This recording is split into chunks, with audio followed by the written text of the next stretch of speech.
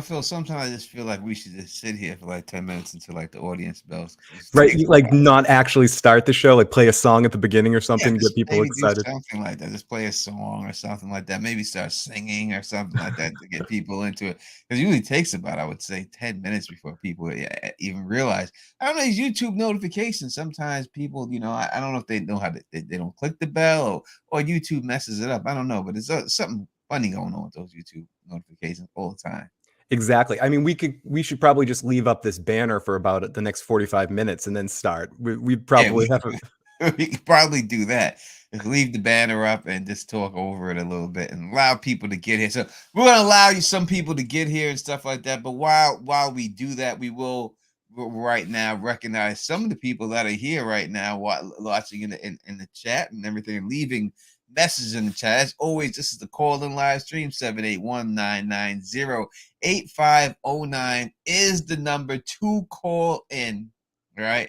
And leave your comments if you have something that you can't type in the chat. We'd rather hear it from you. We can hear your voice say and everything else. Now, Rampages says Kim is always shown as more villainous than Jimmy.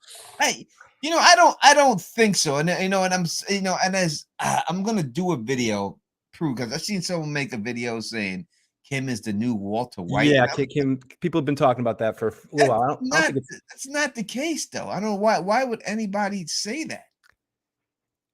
Do you feel that way, Phil? I don't feel like she's Walter or she's as villainous as Jimmy. What I feel like is that she's had more of a transformation. When people went into this show, you expect to see someone, Jimmy turn into Saul, but it's more that Jimmy's just more Jimmy. He finds more ways to be a better version of Jimmy, which is Saul. That's just one of his aliases. I think where people see that is Kim started out as one thing and turned into something else. And I think that's where the association to the Walter thing comes. But I think this is a big part of what we're going to see in the second half of the season. How does Kim react to actually seeing something like this in front of her? And that gets into something we'll talk about tonight with Jimmy Saul's fate. Will this drive her into abandoning the little peak that she has into this lifestyle and it reminds her of her mom and run away from the situation? Or will this push her deeper into it and make her go full Walter or something?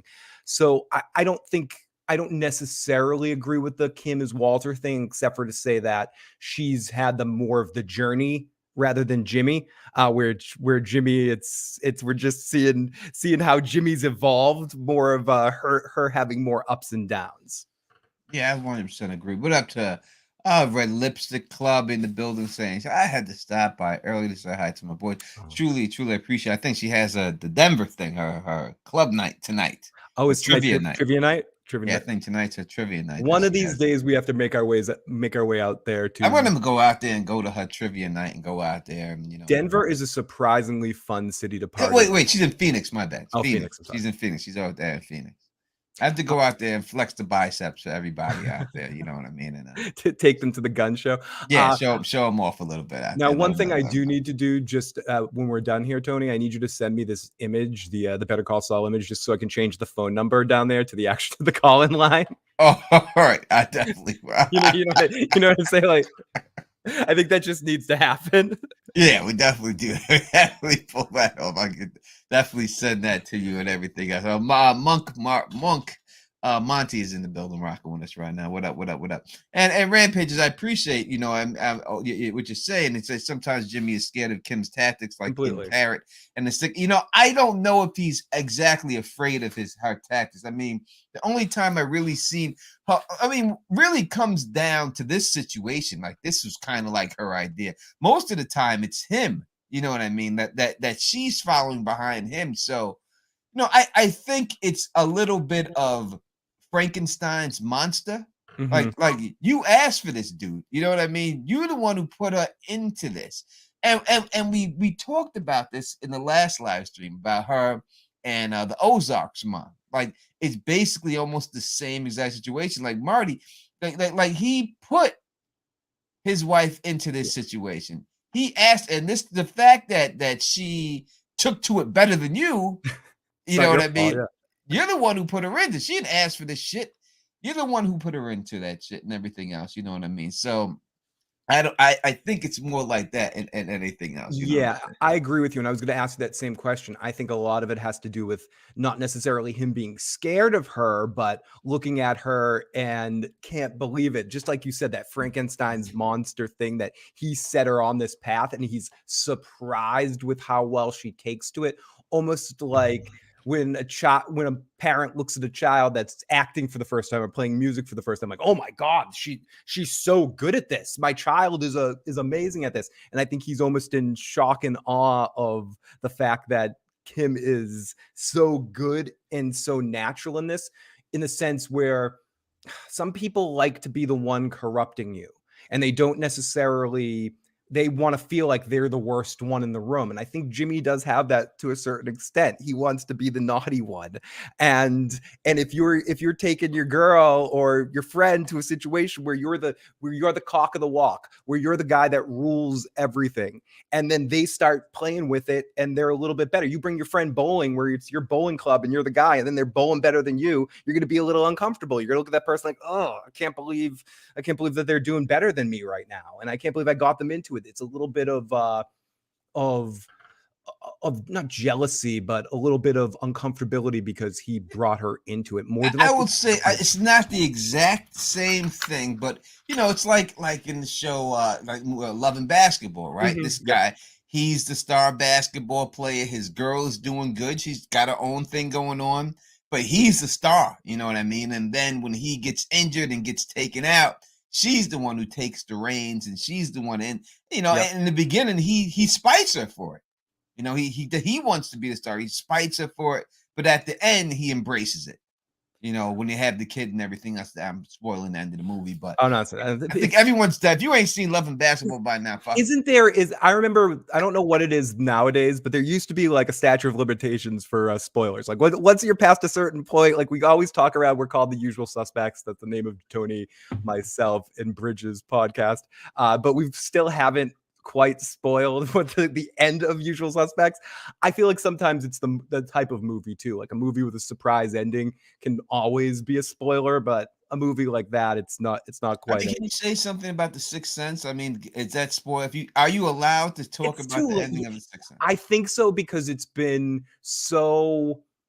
satirized in pop culture. Once something's satirized like that, I think it's almost becomes open source entertainment that you have to if you haven't heard what the ending of The Sixth Sense is yet, then why are you? Then I don't feel bad because it's not the greatest movie of all time. But if you haven't seen it by now, you're not planning on seeing it, so who cares? Yeah, I agree. All right, we'll wait till 10-minute mark, and the 10-minute mark we'll put Phil and I on camera. but for whatever it's worth, Tony, we already do have our first voicemail. All right, let's play the voicemail right off the bat. Let's start things off. This is area code 678. Hey, this is Rusty Sharp calling from Georgia.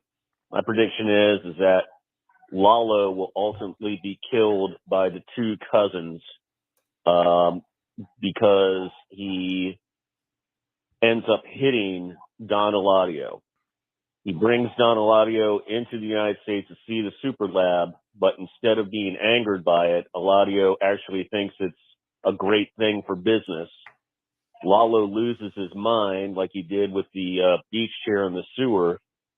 He hits Don Eladio, which is unforgivable, and Eladio demands that the cousins, the Salamanca cousins, execute Lalo on the spot. They do it, and he ends up getting buried in the south wall. Great show, guys. Thanks. Thank you for the message. Very specific message. It is. Well, I was going to do a video about something like this, talking about Lalo getting he gets the Han Solo treatment. Oh, and Tony, I was thinking about doing a shorter video on Better Call Saul about why, or the fact that we've never had a scene with all the Salamanca cousins like together. We've never seen Tuco and the cousins and Lalo all in like the same place at the same time. It's and I wonder if they're setting something like that up. I wonder if Tuco will return just to get, and I know we're talking about Jimmy tonight, but we do know that at the beginning of Breaking Bad, for whatever reason, Hector has left the nursing home and is with Tuco. So Tuco has to come back into this at some point too, unless it would make sense for Tuco to come back in at some point.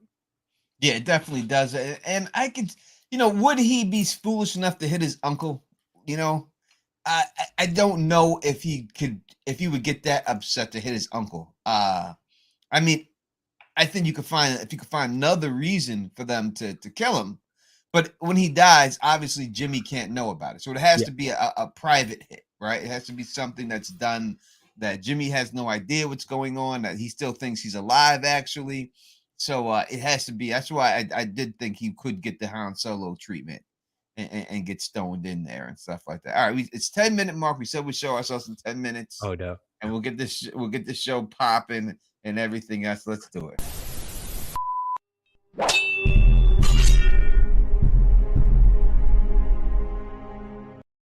What up to my thugs, nerds, freaks, and geeks? You're now rocking with the best of Don Tony Teflon. As always, hit that subscribe. Hit that subscribe. Well, I think you could say that. Hit that subscribe. Click that fucking bell. You know what I mean? You know who you're rocking with. This is the usual suspects in the building. The Don Tony Teflon, as always, rocking with me over this side of me right there is the one and only Phil the Issues guy. Great to be here, Tony. Great to talk about some Better Call Saul again.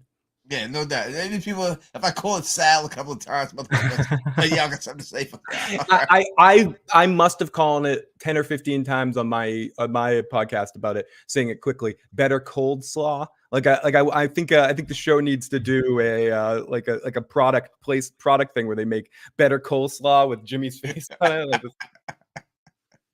What else? All right, so this episode we're talking about Jimmy, how it ends for Jimmy, how and we did Kim last week, so we touched on Jimmy a little bit. Yep. But this is the hardest one to do. Obviously, he's the star of the show. You have to end it 2 times, right? Or 3 times, basically, or two times. You have to end this one leading into BB, and then you have to end the flash forwards.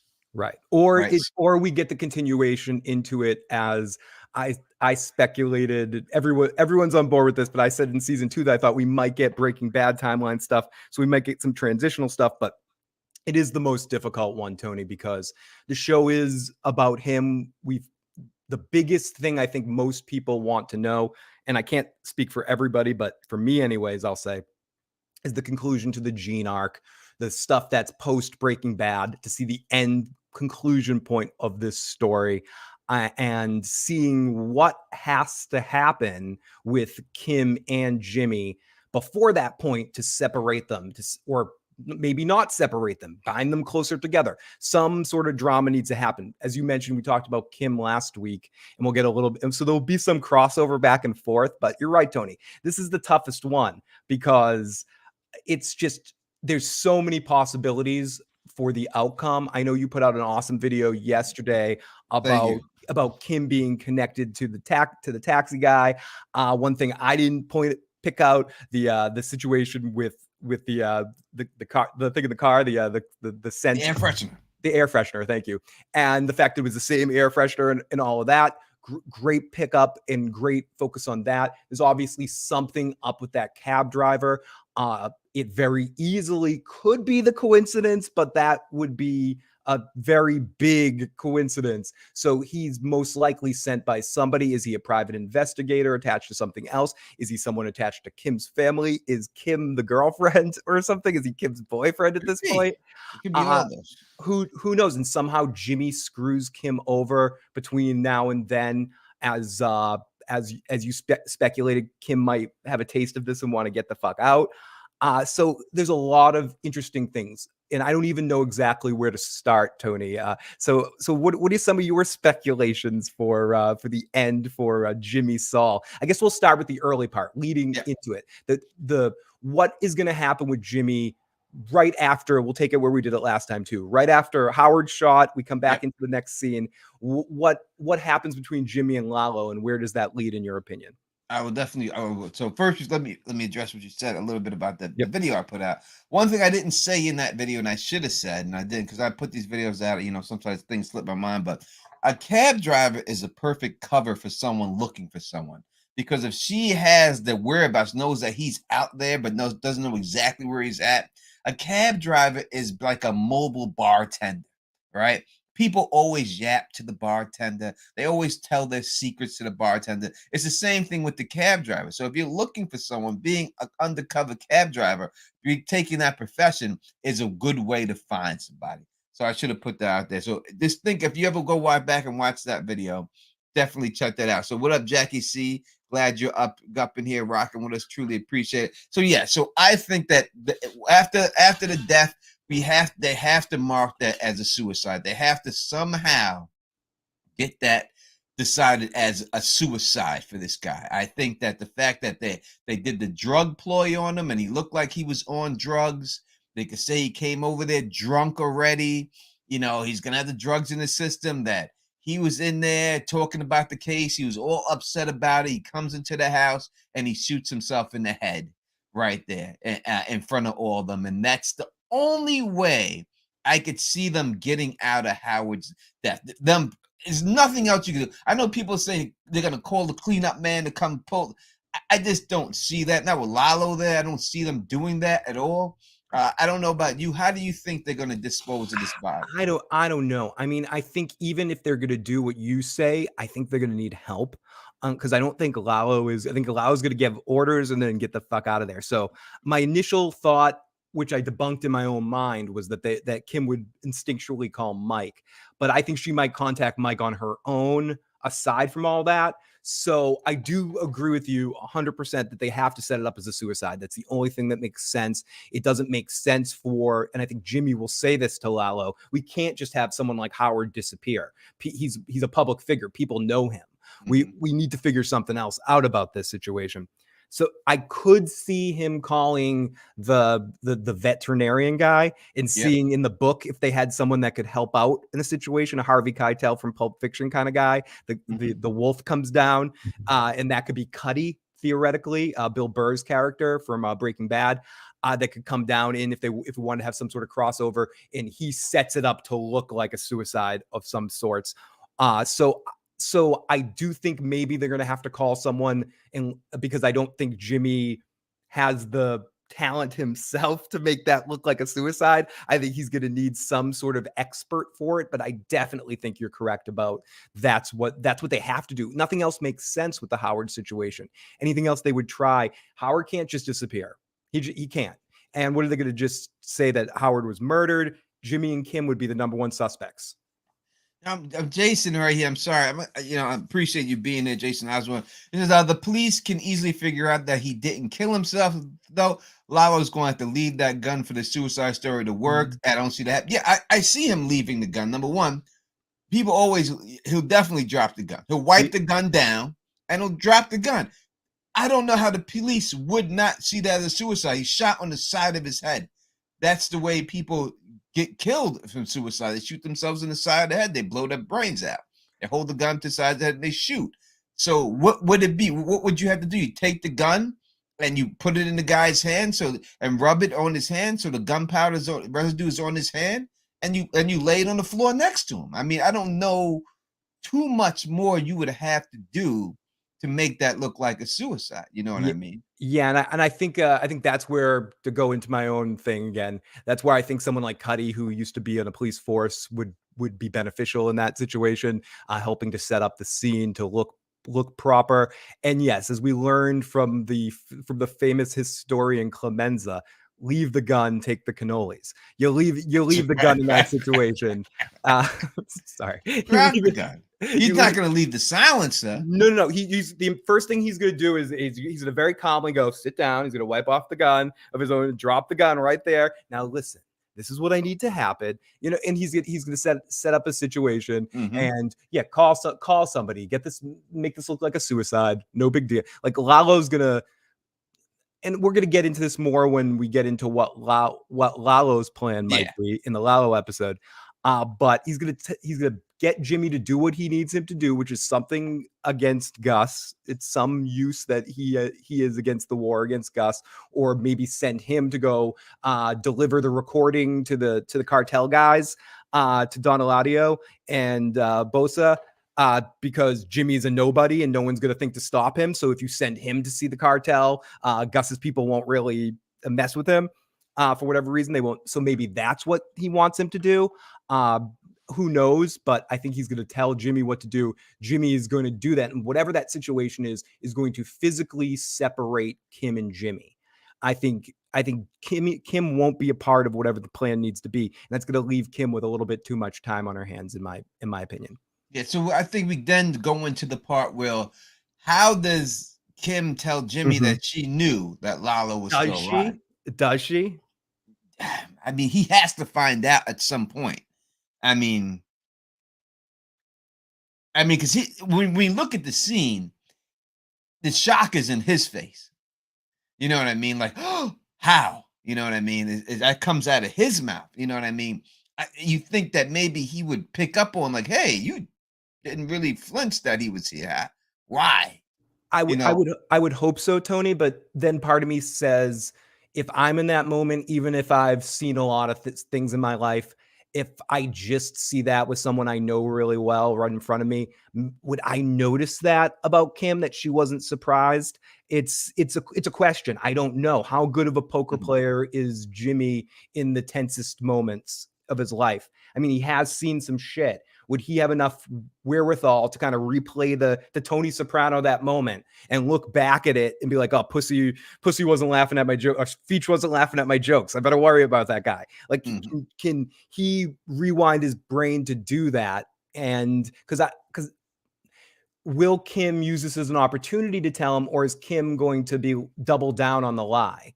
If you lied this far, do you have to go all the way with the lie? So do you think, I guess my question to you is, do you think that Kim will tell him of her own volition, or do you think Jimmy's going to figure it out somehow? I think she says it to him because she's ballsy. I think she'll say it. And then and that's how she'll find out. Yeah, it's going to be in the middle of a fight where she says to him, I didn't tell you because I knew you couldn't handle it. Where where she throws back in basically what Mike said to her in that point in time. Because Jimmy is going, whatever happens between them, Jimmy's going to have a gray area where he feels justified. And this could be the start, that crack in that armor. So what I want to do real quick, and is, when you look, since these people are the same Breaking Bad people, that worked on this, right? You have to go back. I always like to go back before we go forward, right? And Breaking Bad is considered one of the greatest endings of all time, right? So though they would not want to do the exact same ending, it would be foolish not to look at what resonated with people from that ending and see if they could somehow apply it to this show and how it could happen. So when we look back at the Breaking Bad ending, we do see the two main characters get into a little confrontation before it all ends. He thinks he's working for the skinheads. Really, the skinheads have him captured, right? So is this that type of moment right now between them right now, the same moment that they had a misunderstanding that drives the wedge between them, like we've seen in Breaking Bad? Yes. And I think it's not going to be depicted the same way, like you said. And I also think they're going to look at the end of Breaking Bad, see how it was received, take the positives and the negatives. I think one of the minor criticisms you could levy onto the Breaking Bad ending was that Jack and his crew came in too late to be the final villains necessarily, and that Walter's plan came together very, very, very, very specific, like with the gun on the swivel thing. Like a lot of stuff had to work out. He had to run and get his keys, and it was a little stuff. So I think this one might even be even more grounded in some sort of reality, but I do think it's going to share some of the, like, giving us what we want. That's why I don't think there's a question. Jimmy finds out that Kim lied about Lalo. And we'll find out that she's lying about a bunch of stuff, that she talked to Mike, that she has like a bunch of other stuff that I think she's going to do in the immediacy following what happens to Howard. And I do think it's going to lead into some big conflict with them in the third episode of sorts. I've heard rumors that it might be called Wexler versus McGill. I don't know how factual that is, but I've definitely read a couple of not real leaks, but something that said that's going to be the title of the episode. It's going to be an actual sort of a divide between the two of them. And I think you mentioned Ozark last week, and we talked about Ozark. I think it's going to be very akin to that, or House of Cards with Frank versus Claire. Like when they're sort of maneuvering against each other to a certain extent. So I think what Breaking Bad gave us in the ending, and the reason why it's universally to a certain extent at least saying, yeah, that was pretty fucking good, even if you can pick holes in it, unlike some other shows that we could mention here with endings like The Sopranos. I mentioned another one that's creates more discussion. It gave us everything we wanted to see. We wanted to see Hank find out Walter was Heisenberg. We see it on a fucking toilet where he literally shits a brick. And then we get that interaction with those two. Just like we wanted to see Nacho go out, we got that. We wanted to see something crazy with Howard, we got that. I mean, so you think that this is the Hank killing yes, right now? Yes, absolutely. I think this is, he needs to find out about this. He needs to confront her about the lies that she's told and that she's playing. I'm saying like the Hank getting got is like Howard getting got. Yes. So we do see parallels. Yeah. Even though they may want to do it different, we can still see how they are using certain things from that show and pushing it to this show. Right? Exactly. And I think the conflict between Jimmy and Kim is something that we have to see. And they know we have to see it, and we'll see it. They're as big a fans. They're 20 billion times fans that we are, and they want to see those things, and they'll give it to us. Especially when you look at where they were at. They were at the height. The biggest, they're about to get paid, right? They're about to get this money. They're having sex. They're celebrating. As good as it gets right now, right? It don't get no better for them too. You know what I mean? It doesn't get any better. And then all of a sudden, then you start seeing the downfall. I think now when you reach that pinnacle, that top, the only place to go is down. And I think this whole second half of the season is the fall down. And yes. You know what I mean? The fall down. Now, it's not a true fall down because we see, how Jimmy ends up in Breaking Bad. So he's not zero. At the end, it seems like his fall comes. Right. I think it's the end for them as a relationship.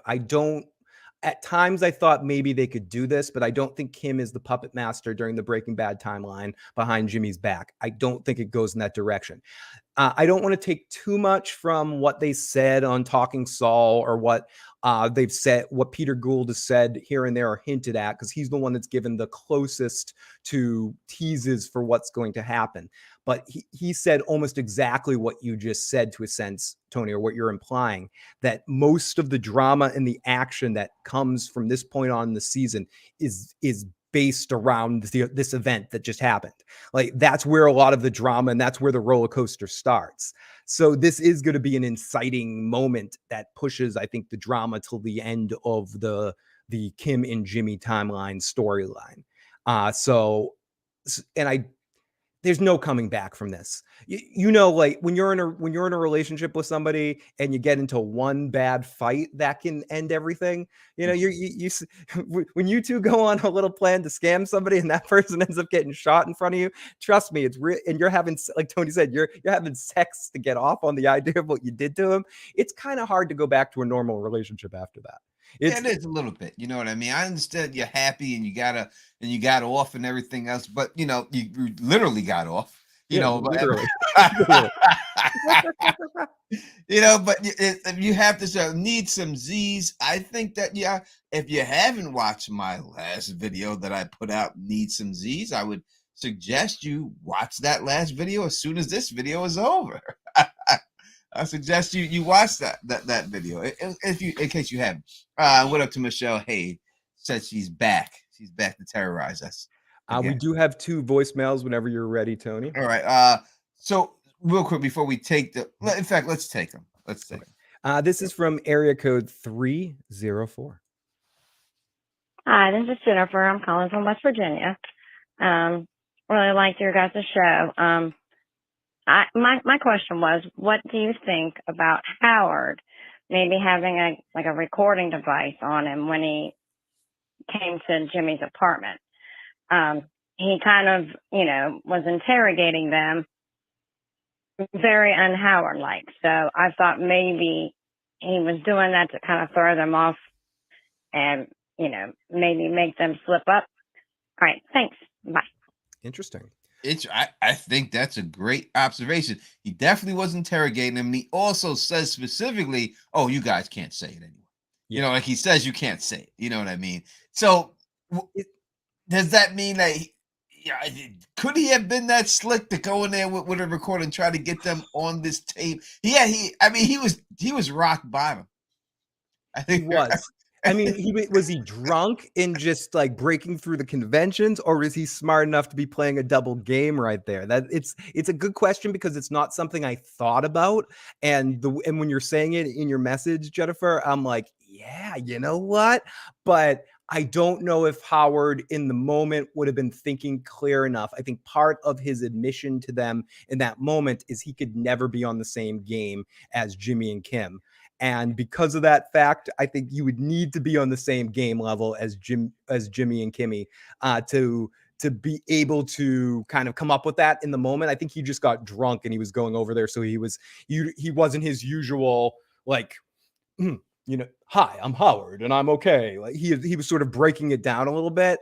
But I mean, maybe he did have the private investigator through the boxing match. He manipulated Jimmy or he thought he was manipulating Jimmy through the boxing match to try to get the private investigator on him. But really, Jimmy was manipulating him. But so I don't know, Tony. Do you think he possibly could be? I can't say he wouldn't. I can't say. I think it's a great point. I can't say. I would say I don't think so, but I wouldn't put it past it. Yeah. So if one popped out, then I would not be surprised that it did. Because he definitely did seem like he was trying to get them to admit something, but he does say, "Of course you guys can't. Of course you can't say. You gotta play the role. Of course you do." And need some Z's. I didn't realize that was you. Yes, girl, this is all me right here. It was me. That is my video that you made. All this right here, all you see right here. Yep, that's what did it, girl. But yeah, that is my video. I appreciate it that you watched it. I truly do. And I appreciate that it seems like that you agree with it. And hopefully you subscribe to the channel. You didn't realize it was me. That means you didn't subscribe to the channel. Hopefully you subscribe to the channel. Everything else like this. All right. So yeah, I think that's a great thing. It could be. Yeah. And I did not think of that. So kudos. So where was she from? South Carolina? I think so. West Virginia.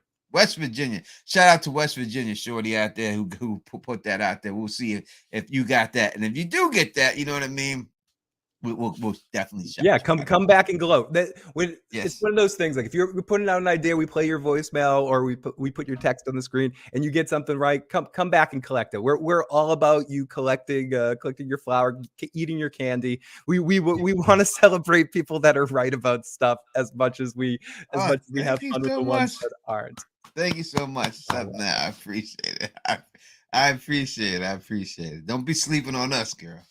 Not right now. We got to stay up. All right, we got another voicemail. Yes, we do. And keep them coming, everyone. Lines are open, 781-990-8509. This is area code 512. Hey, guys. My name is Eve. I'm from the great state of Texas. I love your Better Call Saul stuff, but I got to say, y'all just ruin everything. You're just like, you can't need to watch any television and then watch your podcast because you're just like, hey, let me ruin Mad Men, Sopranos, like what else? There were like two other things. A couple of movies. Yeah, a couple of movies. We did it, yeah. So just throwing that out there. No. Fair. I probably listened to like 2 or 3 episodes of your show, and you ruined like 5 shows for me.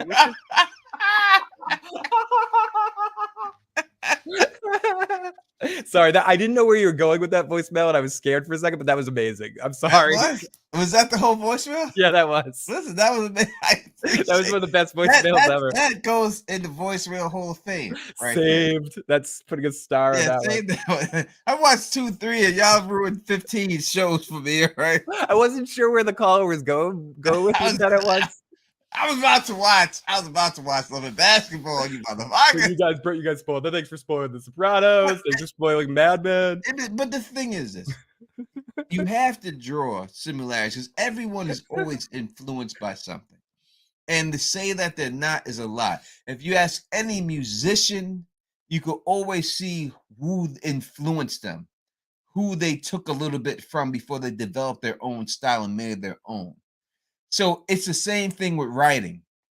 So you have to look at shows, and certain shows don't exist without other shows. Yeah. You know, The Sopranos don't come out if NYPD Blue don't come out, right? So there's certain shows that lead to other things, you know? So that's why we do that a lot, to draw from these other shows, to try to show you the similarities of where they're going and everything. But we'll so make it a point to try to not... things. Oh, sorry. No, right ahead. I was just gonna say we'll make it a point to not spoil the things that happen. No, I'm gonna keep doing that shit. I can't help it. I can't help it. And everything. All right, so drawing similarities again. We already picked out 2 similarities from the ending of Breaking Bad to what we think is gonna end here. Number 1, we've seen the chink in the armor between the 2 main people. And I think we've identified what the chink in the armor will be between Jimmy and Kim. So I think we're going to have that situation now. Breaking Bad was a misunderstanding. This may also be a form of a misunderstanding that Jimmy doesn't realize right away. He may just think that she doesn't have his back anymore or something like that, right? So I think that's one. Next, we got the big death, the huge death. Right, from a character that we shouldn't that should not have been killed. We got that already. So those are 2 right there. Now I will say, when we look at the main character, we look at Walter White, and what was good about the ending of Walter White was he confessed that, you know, he loved this shit. You know, in the beginning he got involved in this. He had one thing. He got involved in this because he wanted to make money for his family because he was dying of cancer. But he began to love it. He began to love this life of his that he became. He loved Heisenberg. He loved that. So do we see that with Jimmy? Like, Jimmy started doing something. He was a hustler, you know, a con artist. But now as he's Saul Heisenberg, you know what I mean? Is now, does he love that? Being that more than his real life? I think he always has, and this is where he's different than Walter, but equally as complex. Because you're right, and I think with Walter too, what was great about his ending is he did have absolution to a certain extent for what he was. You know, I was always doing it for my family. He had that specific amount of money he wanted to save.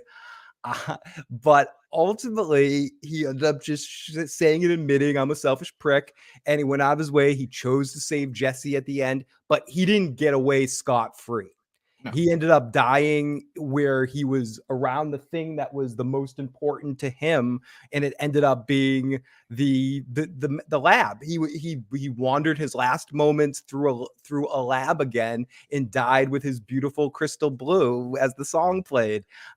So if we're going to that and how Walter's ending, he did get a resurgence in a sense. He did admit his selfishness. He did save Jesse in the end and win and beat the bad guys in the end, so to speak. But he also died, and he also couldn't get away from the fact that he died by a bullet, not by the sickness killing him. He died because of the game, because of shit that he started with those Nazis and getting involved with those dudes and setting them up and not stopping it before. So the question is, will we get an ending that's both positive for Jimmy and negative for Jimmy?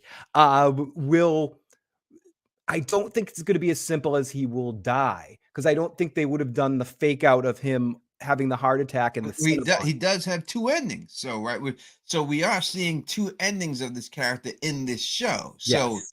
He could get both endings that Walter got, right? He could get that. Not saying he's going to die, but he could have the good ending and then the final ending be the shitty ending, right? The real shitty. The Gene ending might be just the really, Gene ending, really though, bad. Tony. Do you think it's as simple as he dies in the Gene ending? I think it's got to be a little bit more complex than that. Because, I mean, if you go by what we've seen in Breaking Bad, if they're going to take what we had the ending there where he had to die. Number one, he was going to die anyway. In the beginning of the show, He was on a clock. He's on the clock. He's going to die, right? So him dying at the end is something that was going to happen anyway.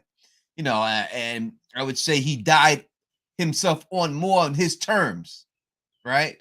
Than just dying, 100%. like fading away. It was more, he got shot, yes, but he did what he wanted to do. And he sat there, laid there at the last scenes, and this was his ending. Instead of just rotting away in the hospital. And you never, and people said straight up, you know what I mean, that that they don't see Saul being a killer. Well, at this particular time, you never seen Heisenberg do crazy shit like this. You know what I mean? But he used his smartness in the end. He used what he had to overcome the situation he was in. As Phil said, yes, it was very unrealistic, and every bullet did land, and he made it out, and he fell on the floor perfectly and hit it. But it's still, he used that. So I think when it comes back to it, we got to see Saul or Gene use his con manship, and somehow this con can go awry and he could die in it because of it. But I think it has to go back to him being a con man or a lawyer. And like the last thing could be, could he be busted in the Gene timeline? And the last thing we see is him on trial defending himself to a certain extent. Is that a little bit too cliche of an ending? This show started in the court. Could it end in the court as well, with Gene facing himself in having to face everything that he went through in Breaking Bad, and Kim being a witness? And that's part of, to go to your ending, that's why the private investigator is looking for him, because he's been spotted, and they tracked him down somehow, because he's in a case of some sort. So it's interesting to think. I agree with you. It could be two completely different endings. He could best Kim somehow and get some crazy positive ending in the Jimmy timeline for him, where he's set up as with ominous as for his future. But then in the Gene timeline, something horrible happens. And I do think the end is not a happy ending for Jimmy.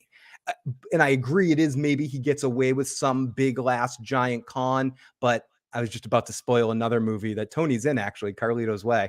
And then he thinks he's going to get away with it, but at the end, it just doesn't work out somehow.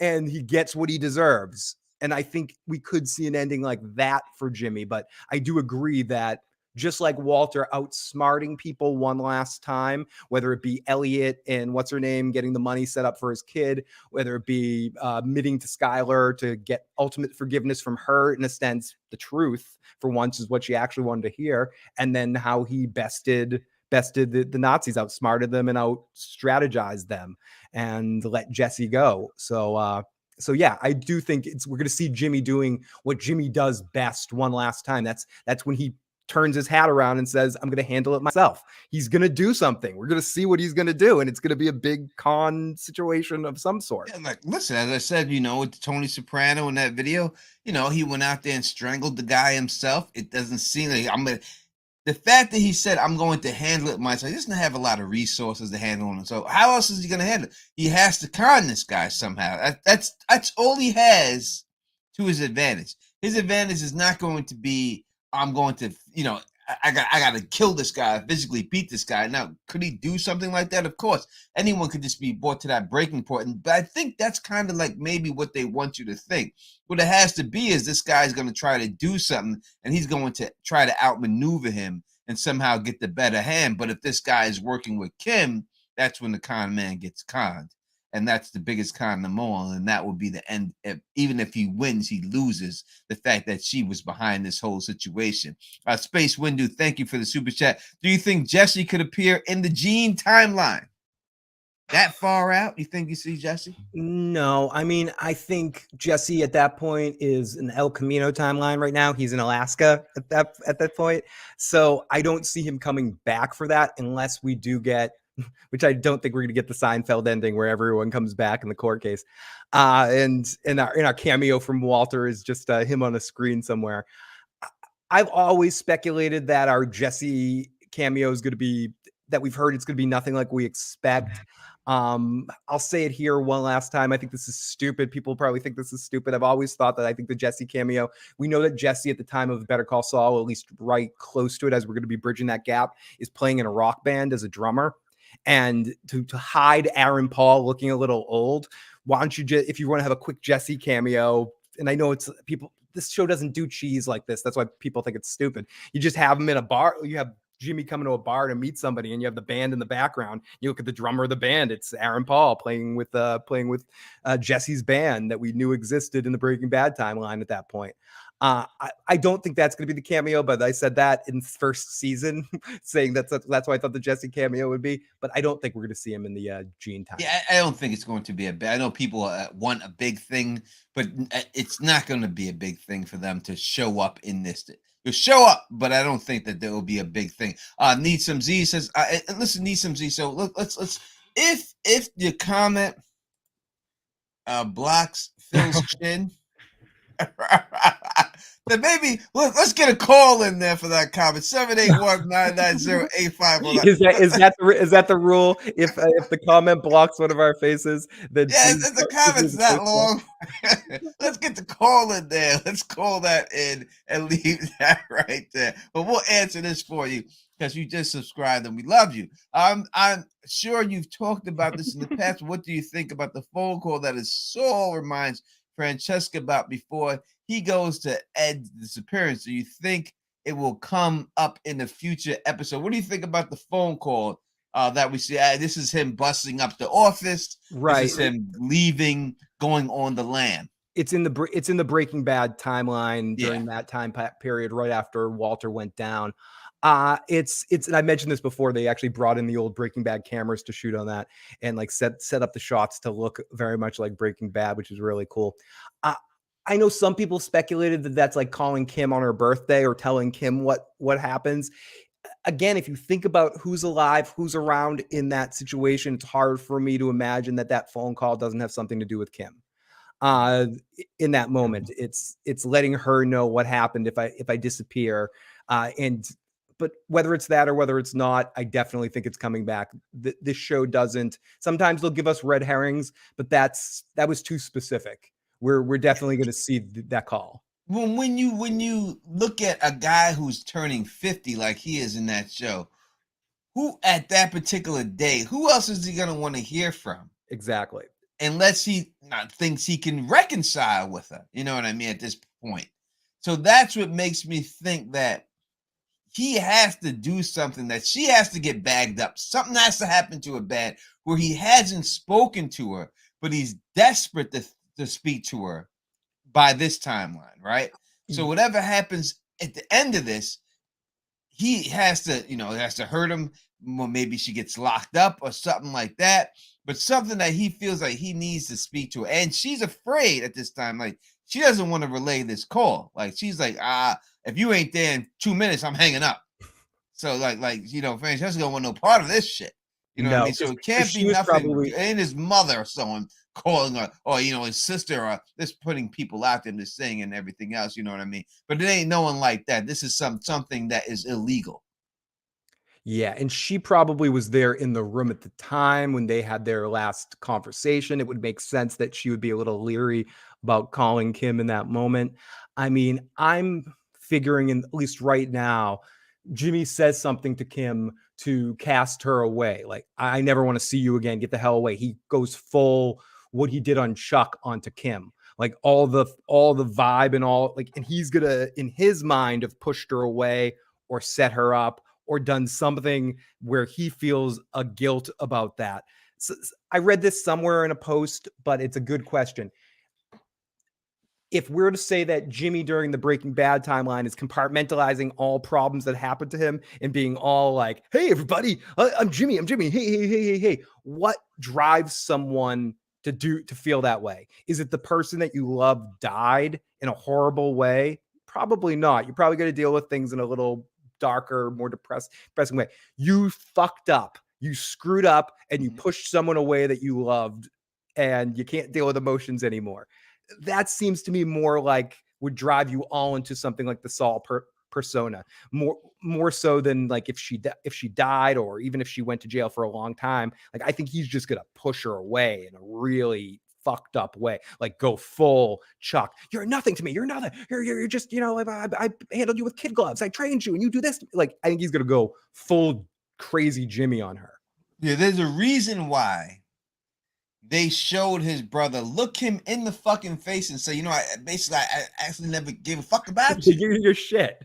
You know what I mean? You didn't mean that. Now, they weren't doing that to hurt his feelings, to make you feel bad for him, right? But they're doing that to set something else up, right? And if he feels like, wow, this pushed me away from my brother more than ever, because he died right after he said that. Pretty much, yeah. You know what I mean? So maybe he says, hey, this is what worked for my brother to get him away. Maybe after this Lalo murder, he's like, I got to get the woman I love out of this game. This is how I do it, by telling them, you know what? I hate you. You're a piece of shit. I used you this whole time. I never wanted to be with you in the first place, blah, blah, blah. Kick her out there, separate them, just in order to really want to save her in the end from what's going on in that situation. I could see that easily playing out. Yep. And then him trying to make up with this call. I just did that to save your life, baby. Please. I just didn't want anything bad to happen to you. That is the reason why. And that's why this makeup call would be so important to him. Exactly. Perfectly. He would want her to know that, since he's going to be disappearing and never going to see her again. He wants to tell her that information. He wants to make sure all of that gets across to her. And as you were saying that, Tony, I'm just thinking of Arya throwing the rock at Nymeria. It's like sometimes you got to do that. You have to. He'll want to push her away from him, based after everything that happened. And you said it earlier, and whether we see Jimmy kill someone with a weapon and be violent or something, his weapons are his words and are his schemes and his stuff. So when he cuts you down, he does it better than anybody. We say that Kim plays the game and Kim's great at the game, but when Jimmy goes dark, crazy, like we've seen him go on Chuck, it's like what Chuck said to him. Like Tony said, when you're your brother, and I know Chuck's no prize for a brother, and we can get into Chuck at a different time later after the show's over to go back, but he's no freaking prize. But still, when he knows Jimmy better than anybody else, and he tells him, you ain't shit. You're never going to be shit. You're a scumbag that's going to hurt people you love and destroy everyone around you. And I do think that was more than just idle words. That's foreshadowy of what Jimmy does to anyone that's too close to him. And that is what he can be afraid of doing to her while he has to push her away. Yeah, I think I have been in my life. I think probably a lot of people in this chat, I have self-sabotaged myself multiple times, and you know, in business, because sometimes success is scary, right? And people may look at it, but it's scary to be successful, because you know, when you reach that level, what else do you go for, right? So it's definitely scary for that situation to go down. So I do see how Jimmy can be in this situation after this whole lot of like, yo, the woman I love is too close to danger. How can I get her out of this? Yep. She's too much into it. I got to diss this bitch. I got to tell her I never gave a fuck about you. Your pussy stinks. Whatever he has to say to get her the fuck away from him. Just to, in his words, save her from what she could go to. You know what I mean? I do think that if anything is going to break them up, that would be it. Him trying to, you know, that way he's a bad guy to her, and this would lead into the Gene thing. Him she's looking for him and everything else, but she wouldn't know that. Again, when we contrast what we're doing, this contrasting this to the ending of Breaking Bad, this is almost exactly what happened with them, right? It was a misunderstanding, right? They thought something else. They're not going to do it the exact same way, but again, this is a misunderstanding. It was partly a misunderstanding. Try to come and explain that. it was partly a misunderstanding, and also Jesse finding out all the horrible shit Walter did, like like being there with Jane and the little kid Drew Sharp dying, like, but ultimately exasperated over. I mean, she was gonna die anyway. She was. He sat there and watched it. I'm not gonna say I blame him. Yeah, exactly, Sterling. Like Tyrion does to Shay, and I think Kim is Dreamcatcher says. I think Kim is the bigger schemer. There's a reason for the mum scene. Also, wow, let's get married never sat right with me. It's very possible too that she ends up doing the same thing to Jimmy that we're all setting up here. All we're doing right now, I think, is setting up some of the more likely scenarios for Jimmy. But the truth of the matter is, Teflon's more right than most people with predictions and stuff like that. But even you said at the beginning, Tony, this is it's a tough show to necessarily predict, because they know that they know that Ferris passed out at 31 Flavors last night. Like they're in on this. They have their own version of this game that they play in their writer's room, and they want to dissuade and make it organic too. So it's a tougher show to kind of pinpoint, but it's fun to go for the ride. And I think you're onto something, picking up some of the parallels to the ending of Breaking Bad, and that it's going to satisfy a lot of those same thirsts. You have to. I mean, if you have a hit, you have to look at that hit and say what worked here, what didn't work here. How can we use this to our advantage, and how can we do anything else like that? Vince Harper, thank you for the $20 super chat, my brother. Truly appreciate it. 100%. Always rocking with us. Always supporting the cause. And the troll of trolls. The troll of trolls in the comment section. We gotta get a name for this troll. Never admit Tony's right. I'll never let you live it down. Look, what do we have to do with this troll? We're gonna think of a special name for her. All right, we will. But we love the trolling that you do, Michelle. Hey, so keep doing it. You like Beef and Bernie. You know, we love to have people. Bernie left us. Got a boyfriend and left us. Beef and Bernie got her own beef, so she's like, fuck it, I don't need to be here all the time.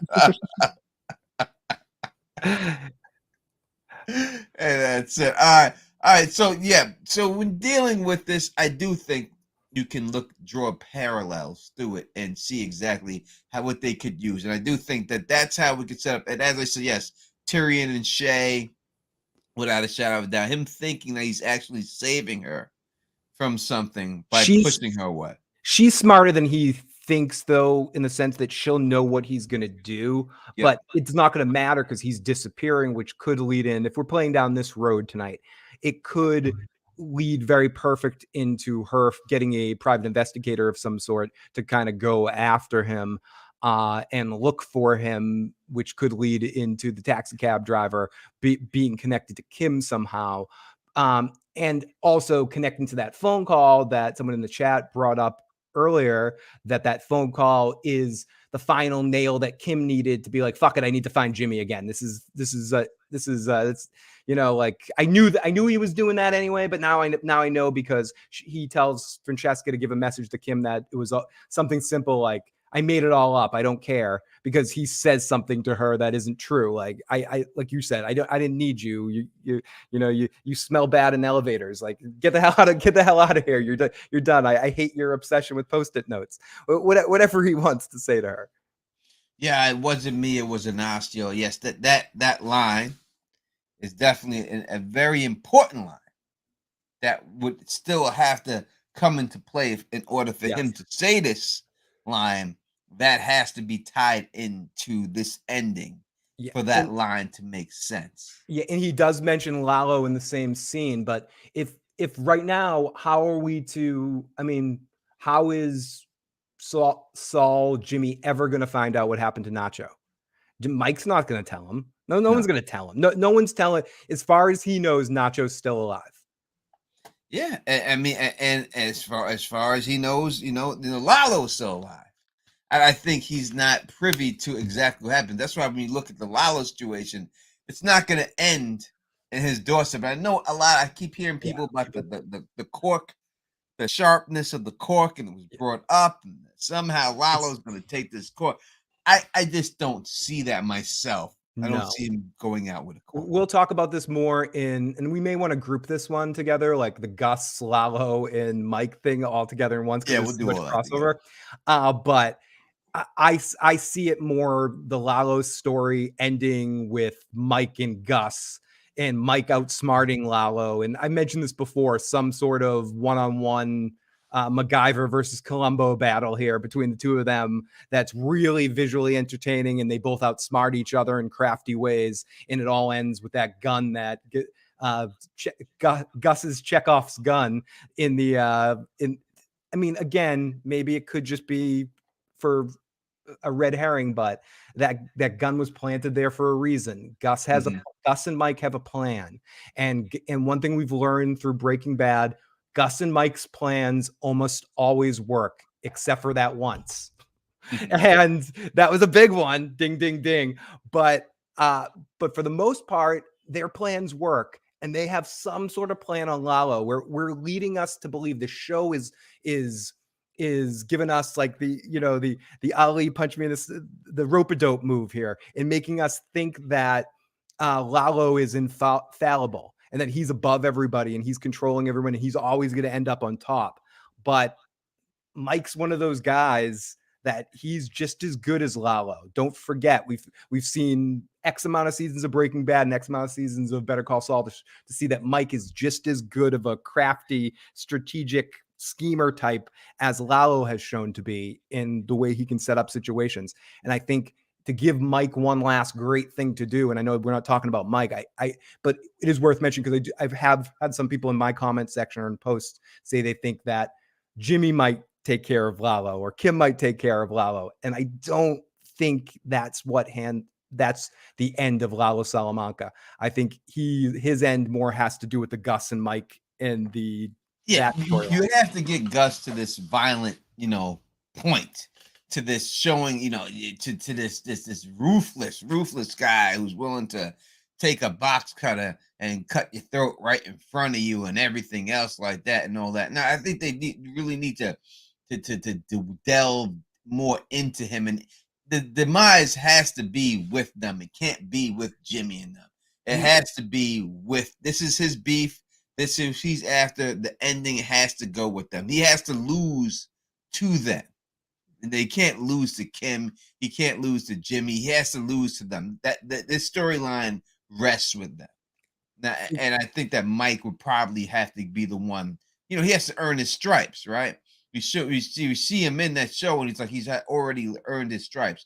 How does he earn these stripes? I think this is one of his stripes that he gets. Yeah, and do that. And if you think about the way that Gus haunted, and I'll say haunted, Hector, your whole family's dead. And I'm not pushing meaning onto that, but that is, I outsmarted your smartest family member. I outsmarted Lalo, the one you didn't think I could outsmart. We got the better of him too.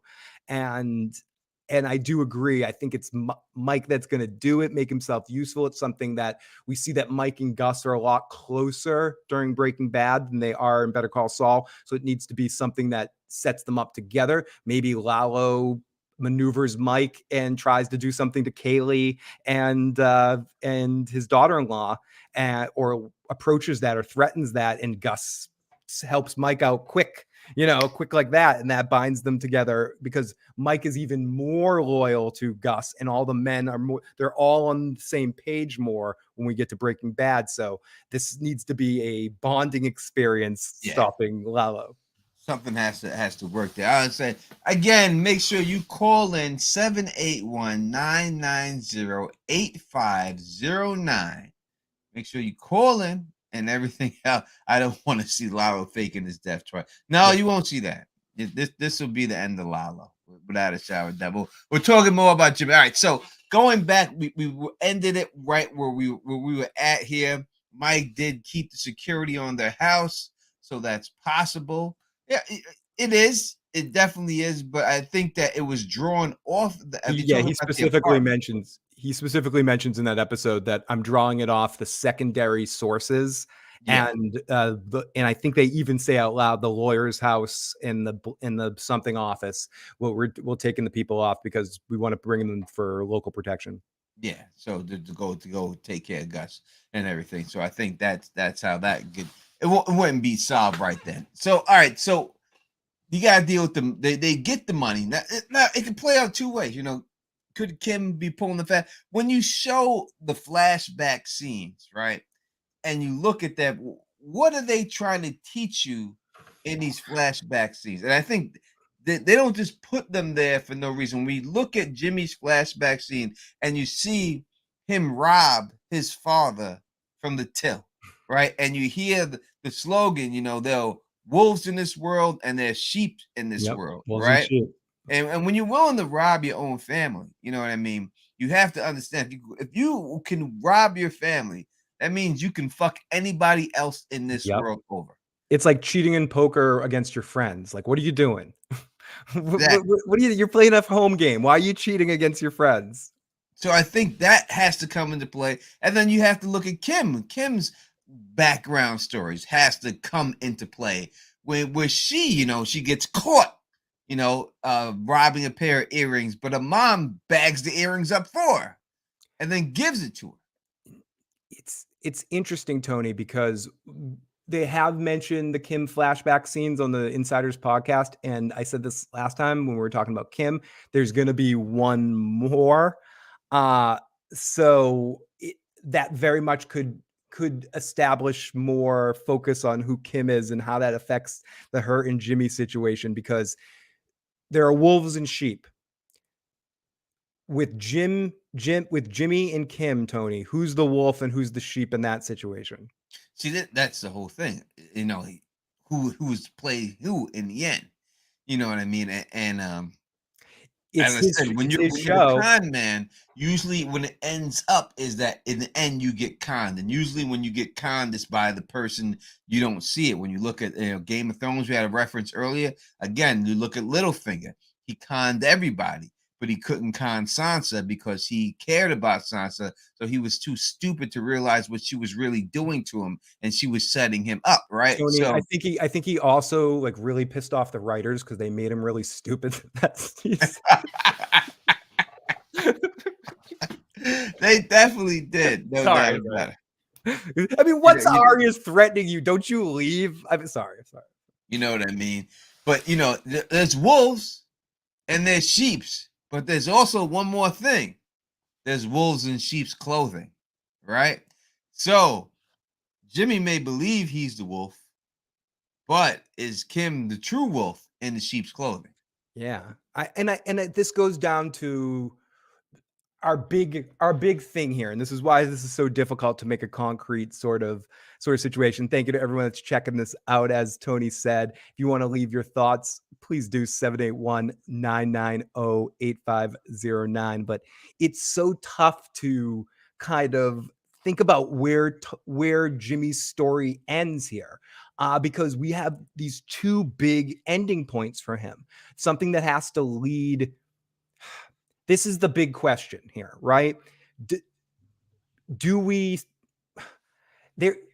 Is there an end to the first Jimmy? I don't even know how to say this exactly. Is there an exact end point to all the other Jimmy situations, or does the show keep progressing until we get to the Gene, until Jimmy becomes Gene in the storylines? And that's the people say, will there be the second to last episode be called Breaking and Bad? And that's the episode that deals with Jimmy during the Breaking Bad situation. And then the last episode is the all Gene episode. Do you think it's an all Gene? Do you think we'll get a full, and do you think that that episode would be full black and white? No, on the second one, I don't think it will be full black and white. I think it will be a different color palette, maybe a little bit more washed out. Do I think we're going to get a whole episode of it? I've always thought yes. I could be wrong, but I'm going to die on that tree. I do think we get one full episode of all Gene timeline, and that's basically our final episode. I think everything with the Gus and Mike and stuff is handled a few episodes earlier than that. And I think then we have one episode that is our Breaking Bad-ish timeline, a transitional thing that shows Jimmy's official, escaping, going through his whole situation, and then the last episode is all Gene. But I don't feel confident about it, but I've been saying it since season 1, so I'm gonna die on that tree. I listen, they could do it. They could use all the scenes that they've shown, combine them, and then and then go continue from there. Yeah, they could actually just take every scene they showed. They could have shot much more material than those shots that they showed, and combine all that and get you a huge episode where it just ends and everything. Because everything they showed could be one day. But do you think it goes that way, or do you think there's a direct end point to the Jimmy storyline, or the Jimmy storyline carries its way all through the final episode? Like our final episode deals with both the end of the Kim and Jimmy arc and the Gene stuff. I mean, this is where we're at right now in these predictions for Jimmy. It's how does his story end?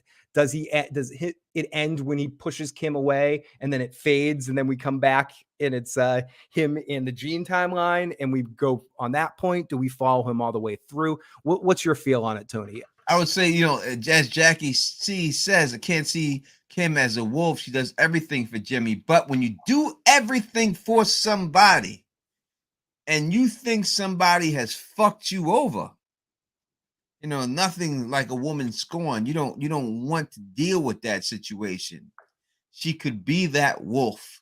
And I think that you pointing that out, that she has said that, I've done everything for you. Yep. After she's done everything for him to diss her, kick her out, get her away, even if he feels that he's doing it to protect her, if she doesn't realize that, she could hate him, and that hate could drive her to be that wolf. Could she at the end of it all, she finds him, he thinks that she might want to reconcile, and she sets him up and collects the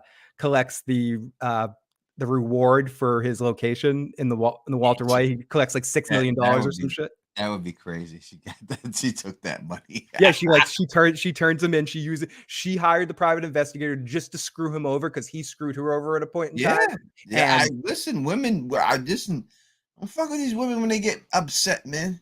These women do Kia shit and everything else. The Kia car. They do crazy things. Women. They'll bust the window out your car. They will fuck your shit up. The women are crazy. What did Left Eye do to Andre Lift? What's the she burnt his whole house down, man. The wide receiver from the Bills. Yeah, Andre Rison. That's it. He's from the Atlanta Hawks.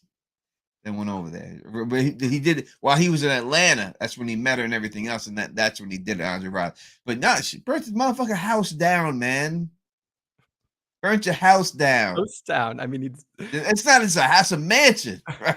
He was living in a one-bedroom place. You burnt the whole motherfucker down. And we don't need to talk about the Bobbitt case right now because fuck Lorraine Bobbitt. She cut her husband's dick off. Not only she cut her husband's dick off, she took it with her on the street. She cut his dick off, took it with her, jumped in the car, and then said, "I'm gonna throw this shit out the window." Tossed it in a bunch. Imagine, I'm sorry for the aside here. The visual of going out there with the flashlight looking for it to get it back. So you're like, they found it. I mean, how did you find his dick? Spoiler alert. Sorry, we ruined another thing, but they found it and sewed it back on.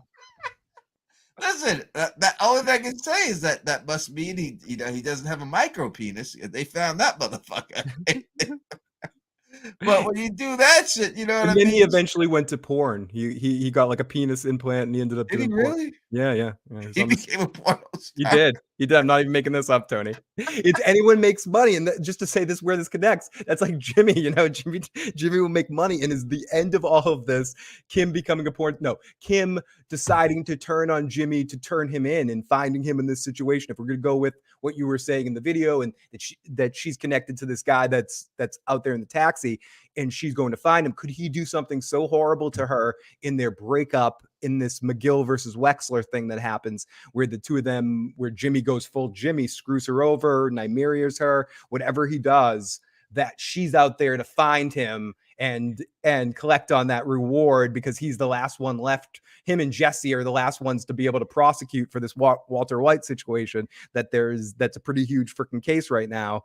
That they want to bust somebody, and so it's interesting to me to think that possibly could be a case. Well, he says, like, when they show that one clip for like next season, he says, after all this, a happy ending. Can we play that? How can I find that? Maybe I can just play the audio. I know you're the audio.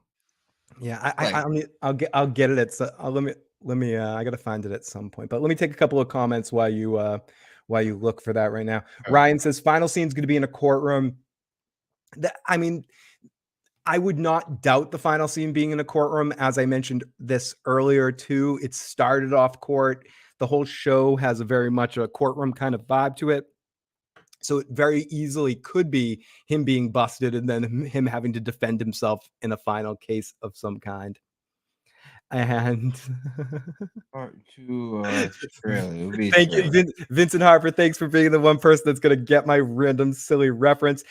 Missy Sun says maybe Jeff the cab driver is Kim's brother. She gets the Sandpiper money. Maybe Jimmy steals her cut of the Sandpiper money in some ways, and that's how he pushes her away. Yes, Saul's in prison telling his story, says Jerry in the live chat. Another Jay says minions. Here we go. Can you hear this? Not yet.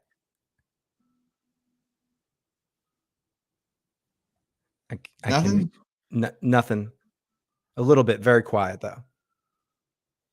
Let me. I know how. You want to send me the link on Facebook? Yeah, I'll send you the link for it.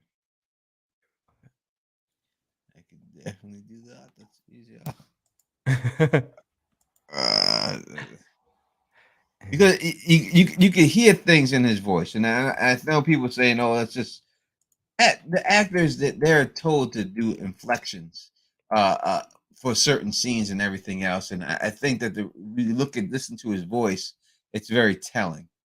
I do want to make a special reference to what Jay is saying here in the live chat too. In 601, they removed 2 towels from the shower. I do think Kim is still around. When we see the cops breaking up Saul's apartment there, Tony, do you get the vibe that he's living with someone that he could be living with Kim there? I mean, he could be. I don't know if it works for the show that he is. I mean, 2 towels.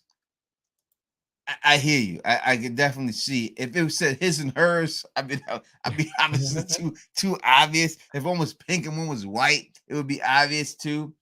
I don't know. I don't think they're together. I got Minions commercial too. Okay, so I'm ready. Let me play the trailer. Let's see if I got it. Oh wait, I don't think there's any sound in it. That's why. There's sound. Oh, there is. Okay, it just doesn't come in for a while. I don't think I've seen this trailer yet. Dreamcatcher says Kim doesn't wear a thong.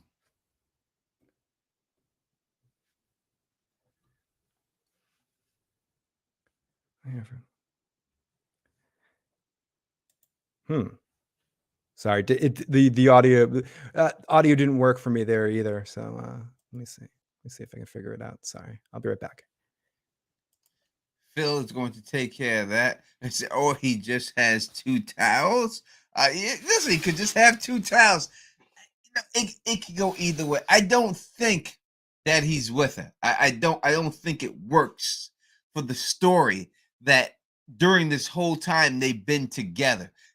When you see him in the Gene scenes, he is so desperate to go back to that Saul life. He's so much, working in Cinnabons. He hates himself. He wants to be that lawyer again. That's when we see the guy get in trouble, the shoplifter. He's first saying, "Don't talk to him," right? And the reason why he does this is because that lifestyle that he has with being a lawyer reminds him of being with his lady. That's all that came about because of that situation. So I think he wants to relive all that. As we said a little bit early in the stream, when we seen him at that time before the murder in his house, that's as high as it gets. He's having sex with his woman. They won their battle after all these years. They finally won. They did it. That's as high as he gets. And that's why when you see that in this trailer, they show a clip of them in that room, not in them in the room, but in the room in black and white. Because I do believe that is the best it ever was for him. And he wishes he can go back to that time, and that's all gone. You know what I mean? I think a lot of people have done that. A lot of people have thought that, the grass was greener on the other side, and taken a stroll in that grass and realized there ain't nothing in that grass but ticks on your ass. Right? Right. A lot of people who have done situations like that, so I think that this is where he's at. He's just reminiscing. What is the famous saying that they say? The guy who says it, but it says, if you live in the past, y'all know this fucking saying that I'm saying. It would make me sound like George Bush out here. I'm not trying to sound like George Bush out here, but if you live in the past, you are come on, I know the word. You are depressed. If you live in the future, you are anxious. But if you live in the time that you're at, you're okay. Right? That's Lao, I think it was, or something like that, who made that up. And you can see that he is basically in when he's in the gene scenes, living in the past, and how depressed that he is living in that past, watching his old goddamn from VCR tapes, watching his old commercials on these VCR tapes. Now, people in the comment section try to get on me and say, "Oh, Tony Teflon, they're not VCR tapes, they're VHS tapes." Betamaxes? I finally figured it out. I got it when we're ready. All right, we'll listen to that.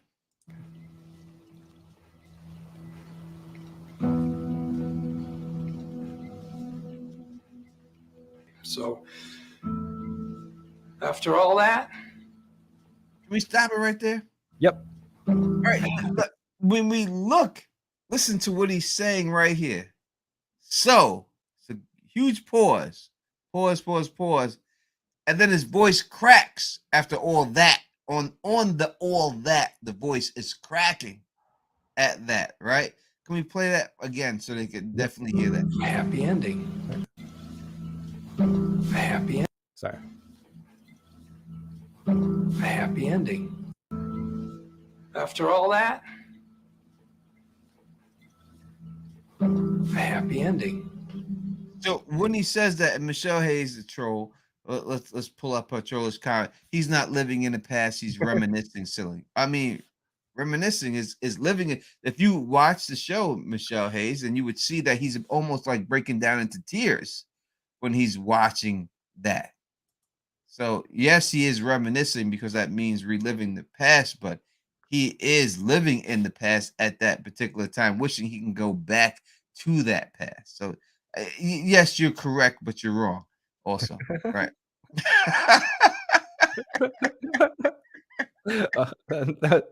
That's awesome. Okay, here we go.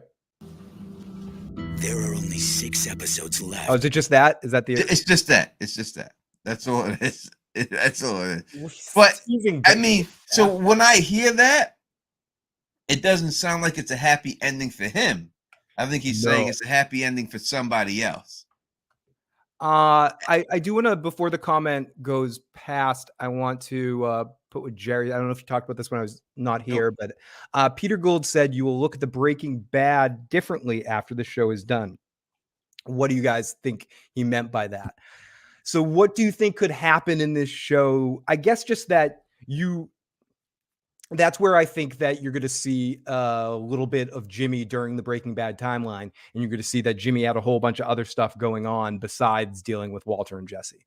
That's only one part of everything he deals with, that maybe he was set.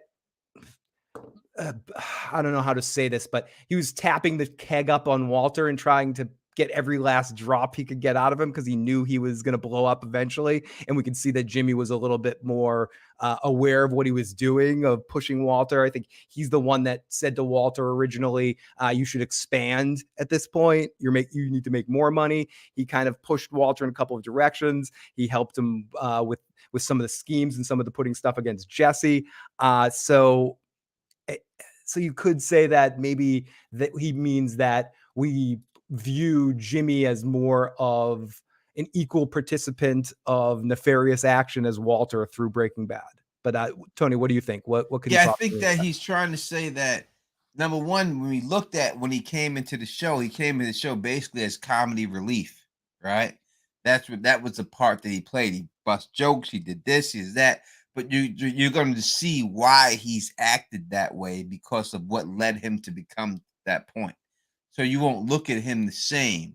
You see that, I think that has to do with Kim, that something bad has to come through him and that he's doing this to protect somebody that he truly loves. So he's not the asshole that he comes off as in the show, cracking jokes at everybody.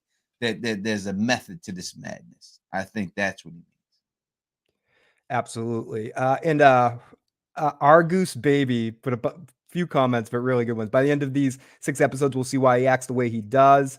I think Jimmy sees Walter as a way out of the game, hence force him to make more meth.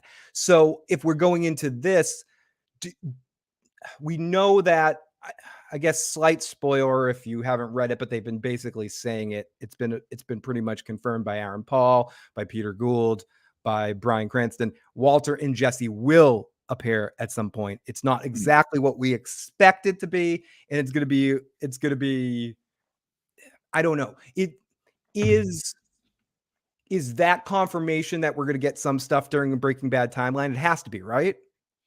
I mean, I don't know how Walter would appear if that's not the case. He's not going to take a trip to the school and yes, there's really no reason for him to appear unless, or how he appears, unless that you have to have it from that. Will we get actual scenes of meaningful stuff with Walter specifically? Because I think Jesse will be used more sparse because of Aaron Paul's age. It's just something you can't get too far away from. You can only really have him in a cameo, I think, in some ways. But maybe I could be wrong. They did it with what's his name, with Todd in El Camino, and Todd looks nothing like Todd looked. He had gained, not shaming him or anything, but he had gained a lot of freaking weight and looked like almost a completely different person, and they still tried to play it off as Todd. So, and he acted like it. So maybe they'll do it with Aaron Paul too.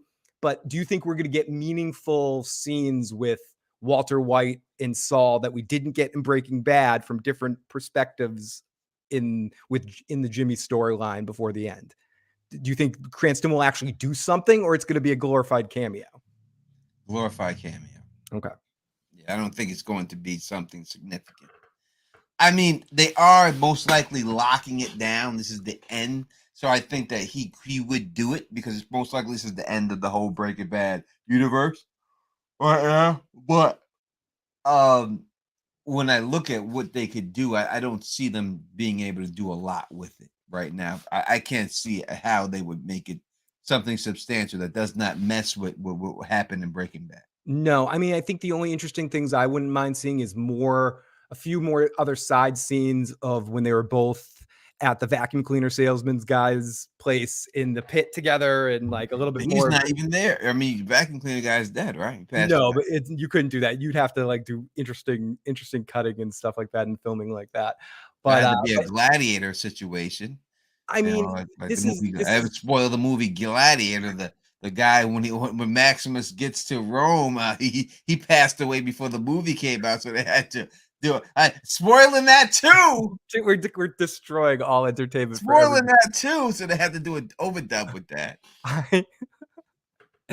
I mean, truth be told, I understand why they're doing the cameo of the two of them. I don't need it. If they never came on the show, I'd be fine with it. But they have, I mean, they basically said, I feel like it's not even a secret now. They've announced the two of them are going to be there. So it's happening. And I wonder if they're going to do it just like you said, it's the last Breaking Bad universe thing. Let me put it like this. Let me break it down like this. I'm gonna spoil something else for you. You're gonna talk about Spider-Man because this is gonna be as cool as Spider-Man. It may be as cool. This may be as cool. In The People versus O.J. Simpson, if you ever watched that show with Cuba Gooding Jr. playing O.J. Simpson, right? When you had that situation, right? They had to somehow do something, right?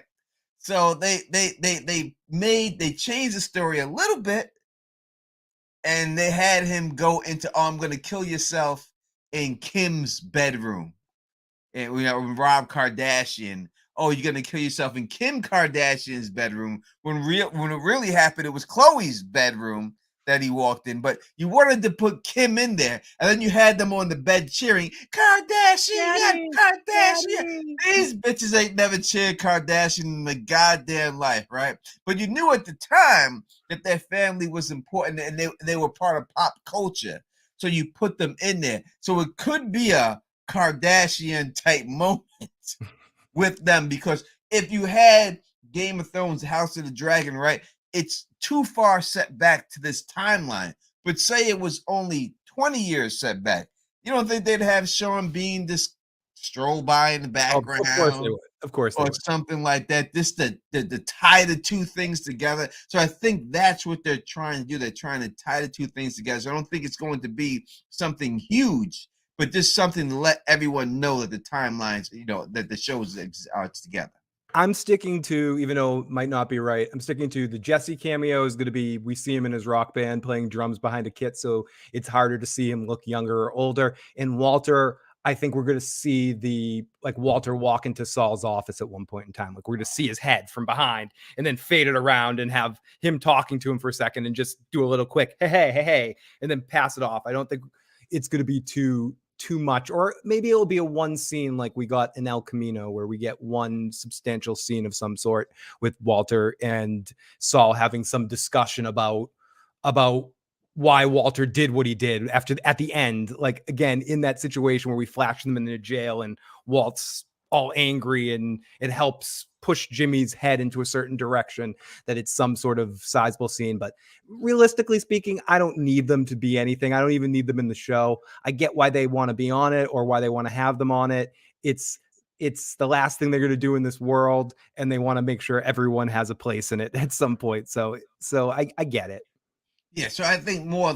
I mean, listen, they could do a better situation than that. You know what I mean? But to me, I think that's what they want to do. They want to tie it together. There's a lot of people who watch Better Call Saul that's never watched Breaking Bad. I know people might say, "Oh no," yes, there are.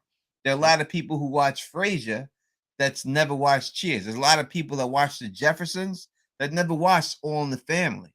A lot of people watch Mork and Mindy, didn't watch Happy Days. Yep. Right, so there's a lot of people who watch these spin-off shows but don't watch the shows they spun off from. No one. They want to tie stuff together. You know what I mean? And that's what it is. I mean, I would say, when you do, what are we talking about? What, Jackie? See, it's the truth. It's the truth. That is the way it goes when you deal with spin-offs. You know what I mean? And that's just what it is. I'm a lot of people watch Good Times had no idea that was spun off of Maude. Right, I've never seen Maude, but watch Good Time. It deals with different demographics. Yeah, and I'm kind of surprised sometimes doing recaps of Better Call Saul since the beginning. Some people definitely hadn't watched Breaking Bad, or they weren't the biggest fans of Breaking Bad, but they like Better Call Saul, or one show got them into the other. It's interesting because it is, yes, it's the same world, yes, it's the same connected storyline, but it is a different feel of a show. This show and Breaking Bad I say it too much, but I think it's the best thing. It's a great cook making two signature dishes, and they're both good, but one's a little spicier and a little hotter and hits you quicker, and one's more of a slower. You eat and you take your time with it and you eat it slower, but they're both equally as awesome. Yeah, Rampage says, do you think we'll get a Memento type? I'm not going to spoil Memento for anybody, but I would say if you haven't seen that movie, does it hold up today? I don't know if it does. Great movie. Who was that? Was that Guy Ritchie? Guy Ritchie starring it. Joey Pants really steals the show in that movie, and but Guy Ritchie directed it, right? No, Christopher Nolan. Christopher Nolan, yes, that's one of his first movies. Christopher Nolan. Yeah. Do you think we get a Memento type thing where Gene Scene shifts the color I think that'd be really neat. We talked about this a little bit earlier. Do you think that would all be in black and white? Phil said he thinks it'll be a sepia. Yeah, I type think tone it's going to situation. shift in color. Someone in the chat convinced me, and I don't know if it was. I'm not going to give you credit. I'm sorry because I can't remember. But they said once we catch up to the Gene timeline with Jimmy, and there's no more Jimmy, it will go to color because it's like in real time then at that point. And Saul was back, like him saying, "I'm going to take care of himself," is him putting the slipping Jimmy Saul thick persona back on, and everything's going to kind of come to color in that point once he gets. Do you think we can get something cheesy but done in the right way where he like puts on the suit and gets all Saul, and then as he's putting it on, everything sort of melts to color? Well, he's got to turn to Saul before the show ends to go to the BB timeline. Right, but do you think we might see that in parallel timelines? Like he does that in the Gene timeline too. He says, "Fuck it all, I'm bringing it back. I'm not hiding from this anymore," and just goes full himself. And I just don't know how. Does he want to go? He's running from the police. I know, but so that's the whole thing. Tony, this goes to not give a fuck. Like I don't give a fuck. I'm just gonna go to jail right now. This goes to a big question, though, Tony, for you as a person. I know my answer, but it's not everyone's answer. Does it come to a point where you're running and running and running, where you eventually want to stop running? You can't run anymore. Everywhere you look it's like what movie is that with the mafia? Or is it Goodfellas? It's like everywhere you look, you think someone's going to get you. Could he be to the point where his paranoia is getting the best of him, and he just wants to say, "I'm the safest I can be in jail"? I don't think so, because I'd never get to that point. I'd run and run and run and run till I couldn't run anymore. They'd have to drag. I'd be hiding in the tree. I'd be on the river. Like I couldn't run enough. Yeah, I don't care if I was a bum on the street living in a shelter. I'd rather be that than be in jail. And I'm running forever. So I don't know how people ever get to that point where I don't care if I'm starving or I'd rather starve on the streets than be locked up and fed in jail. Ever. I never want to be in prison. There's nothing I want to do in prison. So, if that's what he's at that point, at that breaking point, I don't know. When they show him in that scene, it just seems like doesn't seem like that's like he's about to break to that point. No, I guess what I'm saying is, do you think he could come to a point where he's like, I could beat this.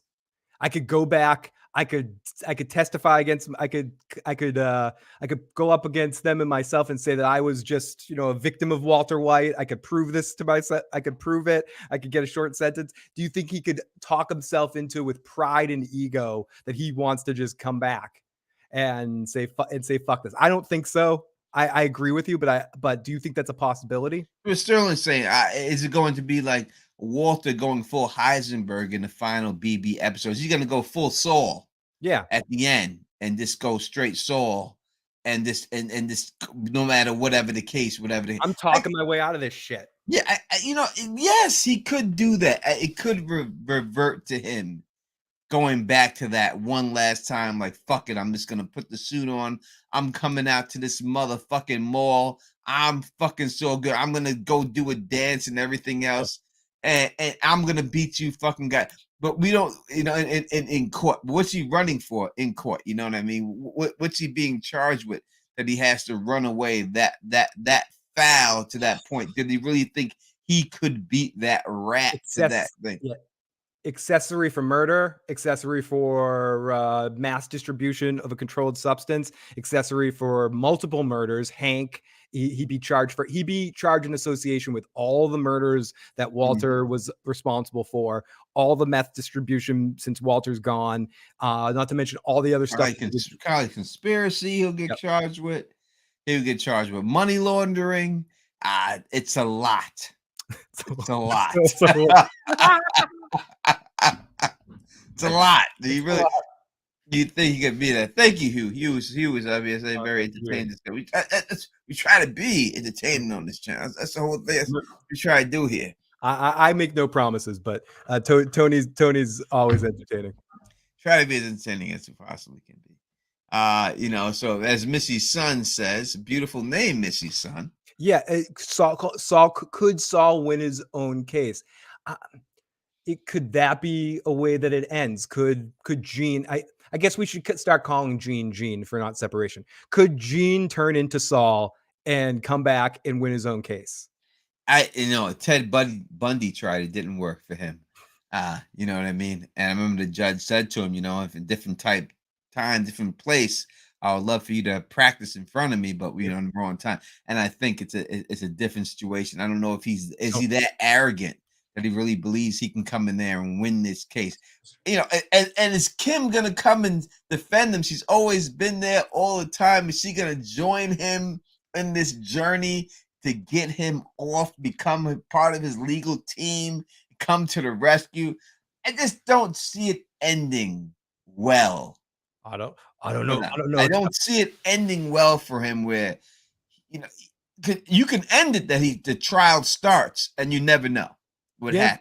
Ooh, that's some Soprano level shit. No, they're gonna give us closure. We're getting closure. Well, if I believe in one thing, and then I love. I was gonna say, I love the judge says, but something in your life, man, you went the wrong way. You could have been something. I don't know what it was, buddy. But I don't know what it was. Maybe it was those girls you killed. Maybe it was the multiple murders or something like that. But you seem like a pretty good guy there. Not the life. I would have loved to hear you give me testimony. It's like it's so weird that guy kissing Ted Bundy's ass there. He kissed his ass though. He was right.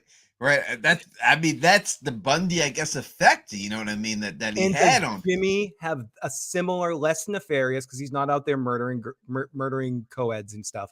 But from the standpoint of murdering people with his words and his mind and his con man stuff, does Jimmy have that same kind of Ted Bundy charm in a courtroom to be able to charm a judge enough to make it seem like his there's minimal evidence to actually tie him with Walter White, because Francesca burned most of it. What really does exist on it's all enough to make him run. Yeah, enough enough exists that he had to get the fuck out of there, and to begin with. So he had to, in the beginning, think there's no way for him to get off. He would have never fucking ran in the first place.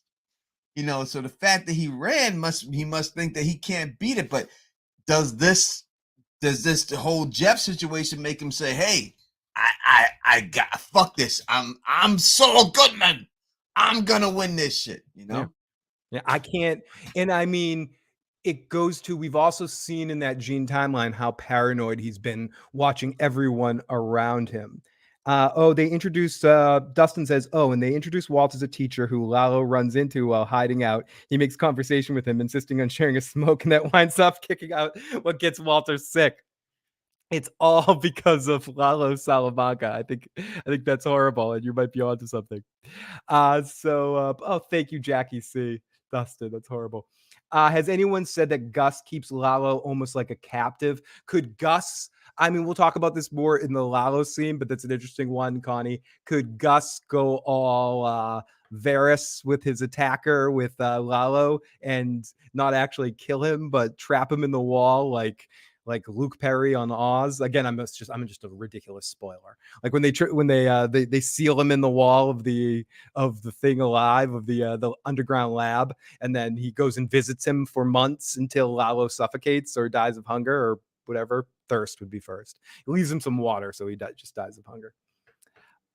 It would be very fitting for one last court scene. Walter is like almost last scene in the lab. Saul's last moment in the courtroom, just fighting for his life in front of a judge. Maybe had a schemed plan. That's kind of what I was thinking, that if we get into that, if we get into what Tony was saying, which I agree with, that we get into Saul has to do one last con in some ways, whether that's in the Jimmy timeline or in the Gene timeline, or they can coordinate, they bash together, and we get something out of both of them. I think we do need to see some big last Jimmy con. And this has also been a show that lives in the courtroom, where 3 of the main characters of the show throughout the history, if you count Chuck too, 4, 4 if you want to count friggin' Howard too, are all lawyers. And so much of the show has to do with the courtroom, that we could see one last courtroom scene with Jimmy in it. And I think, I don't know if it connects to the connects to the Gene timeline, and we got to talk about that, but because we've gone down on this route, but I'm really curious what Tony really thinks about the Gene timeline and what you think is the most likely case. Does he die? Does he go to jail? Does he reconcile with Kim somehow through the end of this? What is your, and you could throw out a few or something like that. I know you can't, I don't want you to lock you down to anything until you make a video on it or something, but what's some of your feels on where the Gene timeline likely could end? I think he has to get conned over. I think he has to get fucked over in the end. So you think? But I do like the one last stand of Saul that he just goes out. I'm gonna beat this in court, and Kim comes to help him, and you just don't know how it's going. I love that. I think that's great, but I don't know if that's the case. They get the band back together. Someone's trying to put a link in my fucking chat. Hey, read the link I posted. I mean, it could be what link? I don't see no link. That's all right. No one's allowed to put links in my chat. We're putting links. Only mods are allowed to put links in the chat, I would think. Bittersweet all the way. Yes, Sterling, I do think it's going to be bittersweet all the way. And I think they've hinted at that, and it's going to be conclusive and bittersweet. Yeah, so I mean, I could see that going out guns blazing. I'm, arrest me. I'm coming to court. I'm gonna do it. Blah blah. Going through the whole persona. You know what I mean? I'm crazy, Eddie. It's insane, and doing all this craziness and everything. I can see it, but I think that when you hear his voice in that situation, that he gets fucked over. He fucks Kim over in the end. She fucks him over, and that's the end of him. He gets locked up. I think if you want to deal with what he was, and you look at what he was a con man who became a lawyer. It's like a police officer. What's the worst thing that happens in the end? The worst thing that happens to a police officer is that they actually get locked up. Mm-hmm. I think it would be the same thing with a con man and a lawyer. What's the worst thing that could happen? He gets conned, and as a lawyer, he goes to jail when it's all said and done. I think that's how his story ends. In all honesty, to me, that he has to go to jail. So he needs to get some sort of comeuppance of some sort, and that's not going to happen in your mind in Jimmy timeline. That through the Jimmy timeline, you think he's essentially going to win, push Kim away, keep proceeding his way, as we see through Breaking Bad, like reaching his high point to a certain extent, and that we don't see him get his big loss, so to speak, till the conclusion of the Gene timeline. And you would think that is going to be through Kim, through finding him, and maybe what I was saying, turning him in, conning him into turning himself in, and that she will help him, and then she testifies against him or something. So it could be that. Could she be the chief witness that takes the stand against him when he goes in there, and then he has no words when he sees her take the stand? You know what I mean? Yeah, like there's got it's something. It has to be something to do with her. In the end, you don't have them do this whole show together, and then at the end, it doesn't lead back to her. It has to have something to do with her. As Jay Wilkes, you must not watch my videos, Jay Wilkes. They're the diamonds. To me, the diamonds are he just transferred the money over to diamonds mostly because it was just too cumbersome to carry all that cash around. I think he transferred a lot of the money over into diamonds. Yeah, that would be another person who would know where he was at. I think it's pretty easy for Kim to find him and find out where he is. She has the same card for the same vacuum cleaner guy. So you watch my last video, you can see all that. I put all that stuff in there and everything. Julianne says, or Kim cons him earlier to get away, but comes back to help him as a lawyer. Is it that happy ending? That's too happy, I think. He can't win. I can't see him. I just don't see him winning when it comes to that and everything else. I want to spoil another show. Oh wait, I have to shout. My mother is in the chat real quick. Let me shout my mom out. Right, my mom is in the chat right now. So, hello, my mother, my mom, Claudette. I love you as always. I love you. My most beautiful woman who ever existed on this planet is my mother, and I love you so much. So thank you for stopping by and saying hi. You did bad.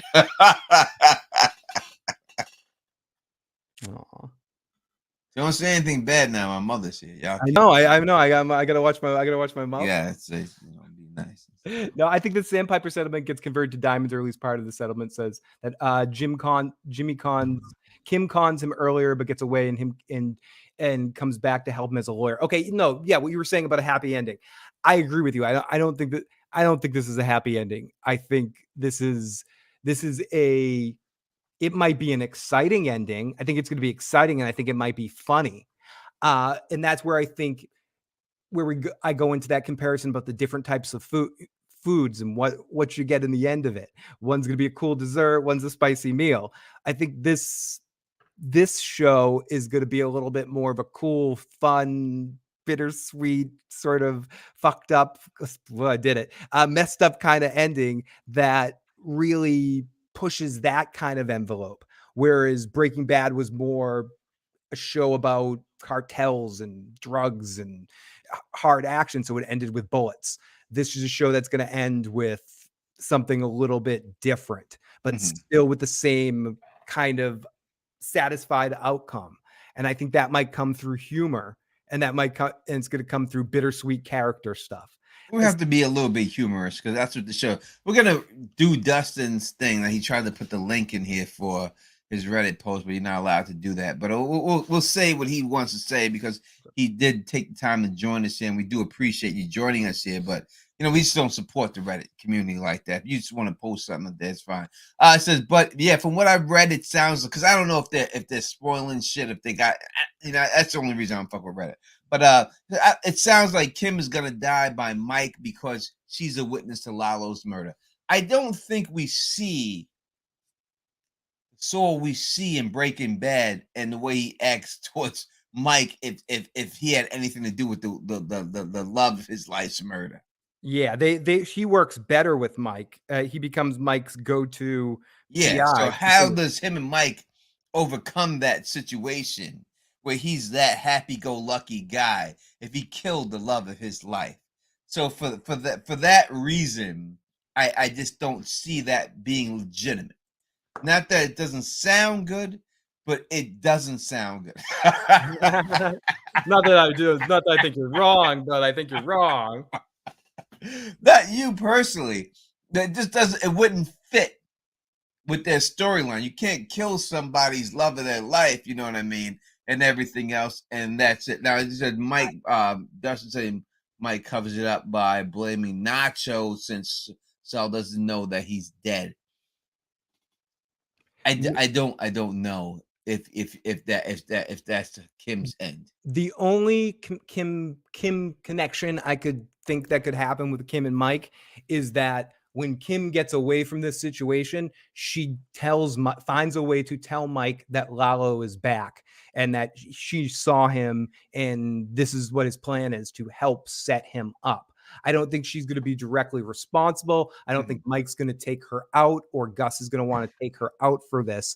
But I do think that Kim is going to, as well, without Jimmy's knowledge and on her own, work with Mike to help set Lalo up. And this, again, is going to be another stab in the Jimmy. And this, because I don't think, the one thing I disagree with what you were saying, Tony, is I don't think Kim is going to directly tell Saul about that she knew about Lalo right away. I think she's going to keep that to herself, go talk to Mike and try to set this guy up to die, to try to help, and all with the guise of helping Jimmy and like not wanting to put Jimmy in too much danger. And then it's all going to backfire, essentially, or not backfire. It's going to happen, but Jimmy's going to see what she did and figure it out and be like, you lied to me and you work with me. You set me up in danger. You didn't get, we were supposed to be home, like Sylvester Stallone and Rocky, home team. Like we're supposed to be home. I have to highlight any comment my mother puts up there. And his Roy said that you're looking good. He knows the show you're talking about. I don't. It's a very good show. Tell my pops. I says, thank you. I'm trying to, get as muscular as he is. That's all I'm trying to do. Let's get as muscular as my pops, Royce. That's it. I'm trying. We stay in the gym. We trying to work it out. That's the way it is and stuff. But I will say that I just don't see it going down like that. You know what I mean? With Lalo dealing with, I think even if she's a witness to, let's say she's a witness to Lalo. She sits there, she sees it happen. I don't see why they would have to kill her. I don't see this ending with her being dead. No way. When you have already had the big death of the series. 2. You know what I mean? 2. You're right. You don't get another. You're not going to get another one. You've already had it. The jaw-dropping death that you didn't see coming. To kill her and have him go into Breaking Bad acting the way he did, he wouldn't act like that. There's no way she's going to be killed, and then all of a sudden he's hitting on Francesca, who knew her. You know what I mean? And Francesca not saying, "Are you crazy?" Blah blah blah. You know what I mean? It's not going to be anything like that. I don't see anything like that going down. Oh no, my heroes, bad things come in 3s though. But I mean, we're gonna lose Lalo Salamanca. That's gonna be that would be the last. That would be the third. Yeah, that'll be the set. Or maybe Gus gets killed and then Lalo changes his appearance to look like. I know there's some people on the really darkness is like, oh, actually the guy in the cab is Lalo. To changed his appearance. People say he had the same demeanor. Yeah, as Lalo. Listen, stuff like that. The only time I've ever seen anything like that happen or tried to happen was in my mother's year. So it was a time when there was a guy in Young and the Restless. I think his name was Michael Kimball, and he was going to change himself. He had killed somebody in the young, and this is a soap opera we're talking about. And he killed somebody, and they were going to kill him, and he wanted to change himself and into from plastic surgery. And the picture they showed was like of David Hasselhoff, who used to be on the show. But in the end, what it happened, so everyone thought David Hasselhoff was going to come back to the show. But in the end, the plastic surgery just put killer on his forehead. And that's how it happened. Hasselhoff got a car, really awesome talking car. So he had to. He wasn't coming back. No, he was driving off. He wasn't coming back to Young and the Restless. He was on his way to being a German rock. That would be the only situation that would happen. I don't think that's what it is. You know what I mean? I just think that, when you deal with that guy in the cab, I think that has to be down with Kim. I don't see how it makes. If you watch my last video, and we're talking about this a little bit, you watch my last video I just put out, and it's got a great response. Thank you for all the people who have watched it. And when you watch it, there's nothing you could say about the air freshener. It's really it would be a slight. If it meant nothing, then this would be really bad writing for these writers. And I just don't think that they're bad writers. It's not a coincidence that they put that in there. It just can't be. It is no way that it can't be. Yeah. So it's not even just the writers. It would be like the props department for using the same air freshener. Like if they just happen to just say, oh yeah, it's we didn't want to get another air freshener. This is the same staff that went back with old Breaking Bad props when they went and shot that new scene. And because they had to go back and it was Better Call Saul time and they shot in HD now, they had to upgrade things to HD, and they realized that there was like pieces of paper. Because back in the olden days of television, before there was HD, anything that you'd see written down on a piece of paper would be gibberish. They just called it dummy text, and they would just set it up because the cameras weren't in focus enough to like focus on the pieces of paper to show you what was doing. Like if you look at like, again, The Godfather with the newspapers and stuff, like they flash for a second, like it's a lot of times in the background, the words are gibberish. You can't get away with that anymore. And this team knew that and went back and replaced old props to make things so it was not so they could read it later on, knowing that you couldn't read it in old shots. So they're not just going to use the same air freshener. I agree with you there. There's a reason for that. That connects to something. It could be that's a guy that there's some connection there. It definitely is. And I said the guy said, he lived there where he lived with his girlfriend, and then he broke up with her and he moved here. Not saying that he's from that area. He just moved there for that girlfriend. So if this air freshener was there because of the girl, why would he have this air freshener that reminds him of the girlfriend? I know he's not the best looking dude in the world, but could I said that earlier? Could the girlfriend be Kim? And It could be. It could be Kim. It could be Kim. I know people said it's Kim's brother. That could be the final flashback scene that we see, that she has a brother. It could be her husband. It could be her ex-boyfriend. It could be a private detective that she hired. It could be any one of these things, without a doubt. But in the end, it connects to Kim. Yeah. I mean, who else would it connect to in that timeline? If it was anything to do with the cops putting a sting, they wouldn't come at him that way. They just wouldn't. It was a stupid way for cops or real investigators looking for him. Well, if it was the cops, he would have been bagged up when they came across in the mall. They wouldn't have. And he said that thing. They would just call the state troopers over right there to grab him up. Exactly. They made him already. So it's either connected to Lalo or the Salamanca drug crew, unlikely, or it's connected to Kim. It's connected to Kim makes the most sense. Whereas shot with the cat driver rocking that Coogee sweater. He was. That Bill Cosby sweater. I used to rock those myself back in the day. But yeah, Kim's husband, it's something. In the end, I can't tell you exactly how it's connected, like the relationship between Kim and, but I can tell you that it's not a coincidence that Kim had that thing in the hand, and then all of a sudden this person shows up with that in the car. It's not a coincidence. And they focused on it. You know what I mean? As I said in the video, if they really needed the air freshener, you put a magic tree in there. Yeah. You go. Everyone has a fucking magic tree. Everyone knows what a fucking magic tree is. You don't put like one from like a Yankee Candle shop or something like that specifically, unless you have something to deal with that situation. The fact that it's there, the one they put there, it has to mean something. And I mean, I think that in that situation, it makes the most sense that it would have something to do with Kim.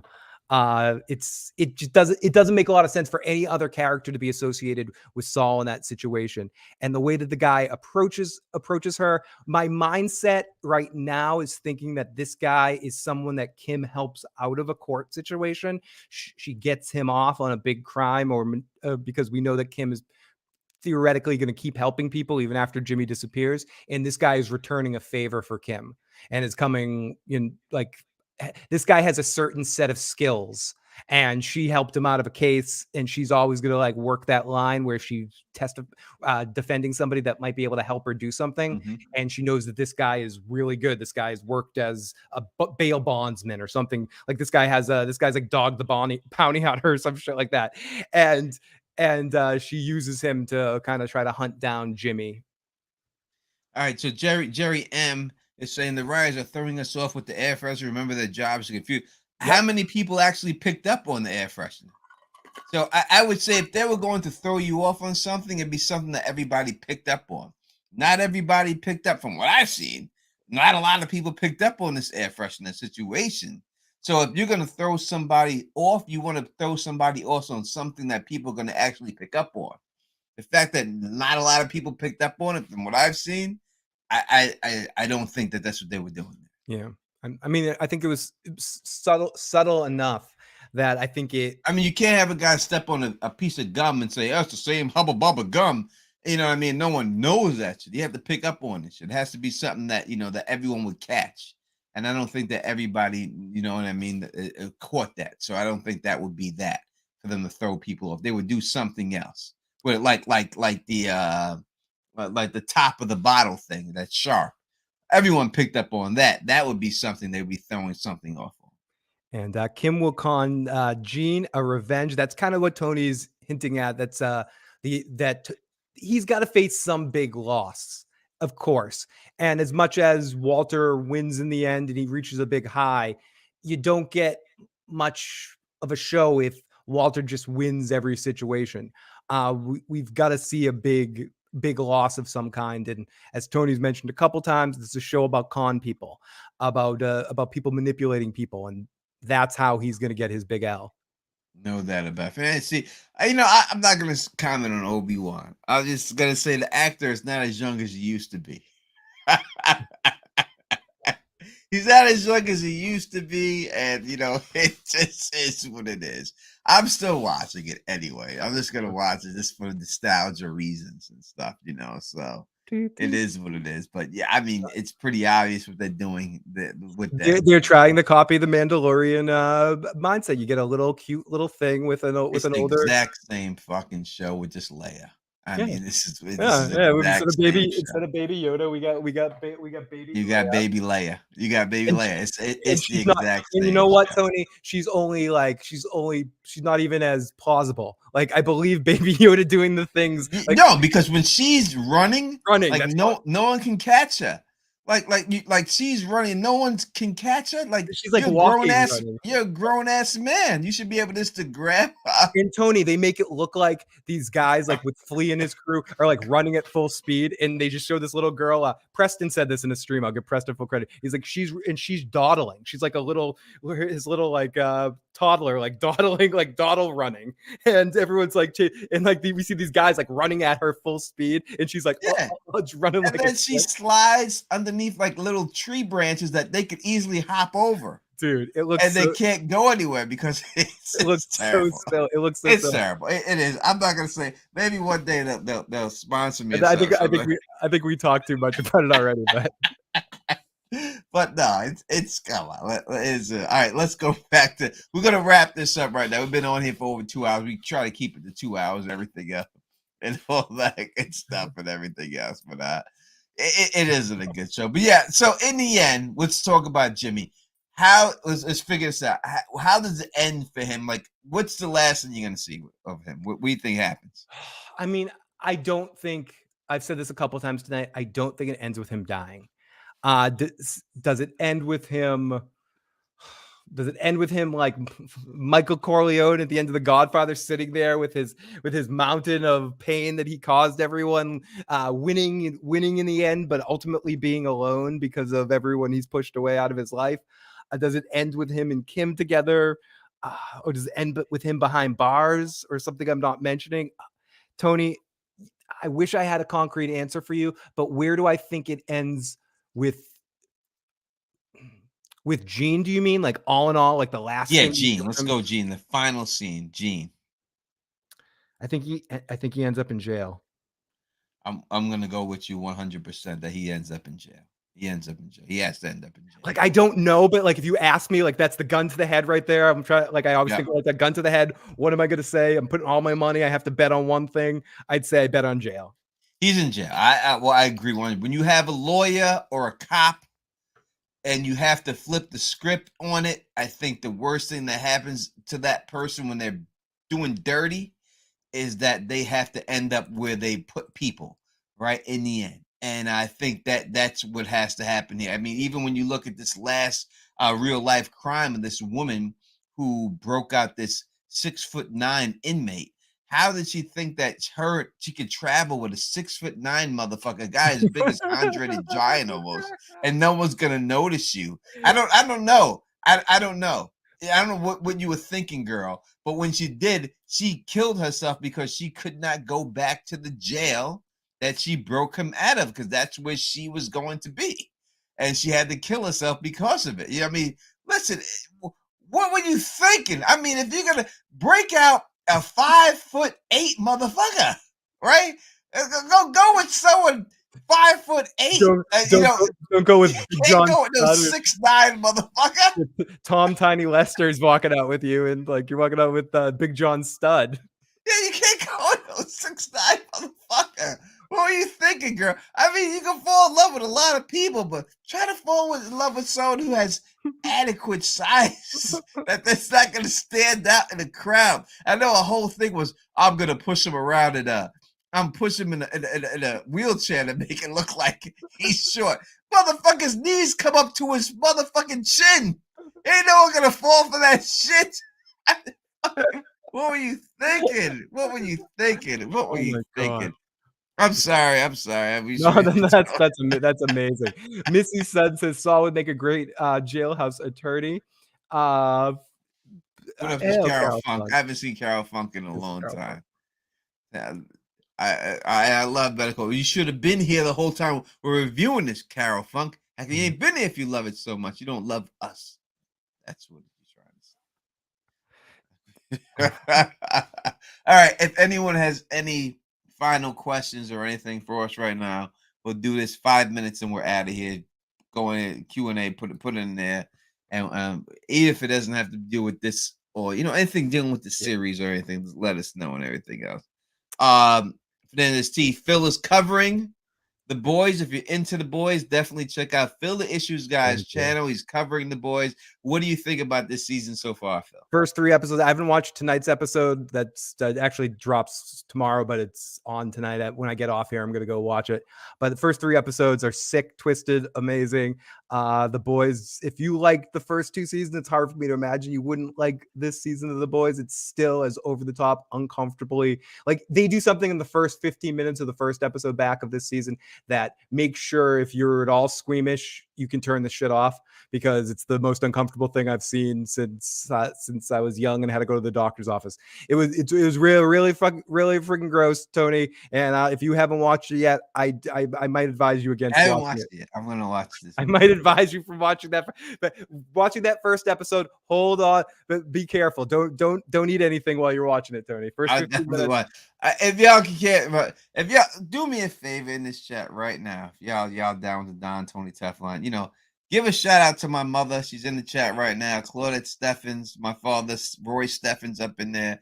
Give a shout out to them if you can. I truly would appreciate it if you can. I mean, it'd be nice for them to see their names go up in the chat and everything else like that. Give a shout out to them and all that before we get off this air and everything else. But again, check out Phil the Issues Guys channel. You know what I mean? We're definitely going to.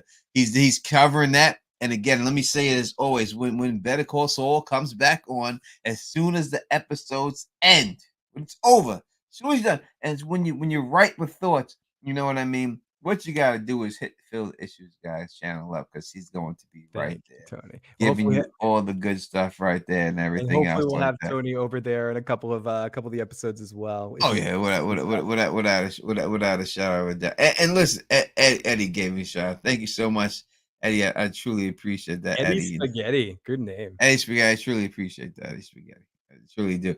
Missy Sun says, "Are you going to cover House of the Dragons?"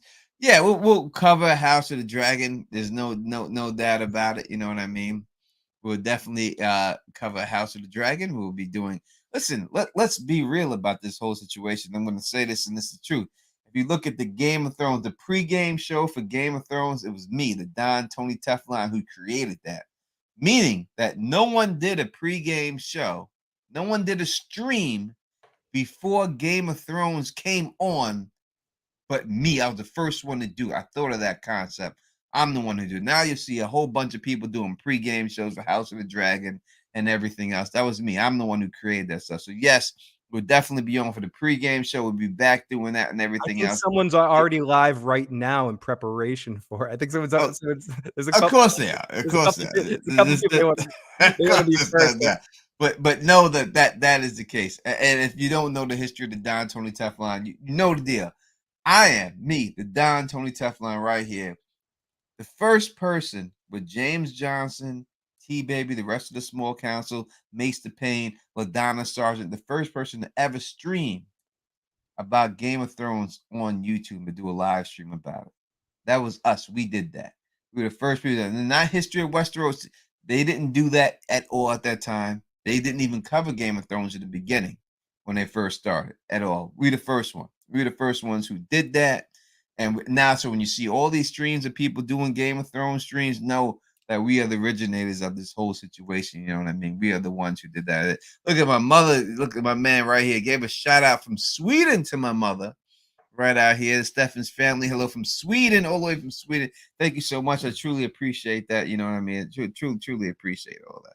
100% and everything. So, yeah, just know that the history when it comes down to when you deal with Game of Thrones and all that. And this channel, Teflon TV, is the oldest running channel on all of YouTube that's covered Game of Thrones constantly all the way to right now. There's no channel who has covered it as long as I have covered it.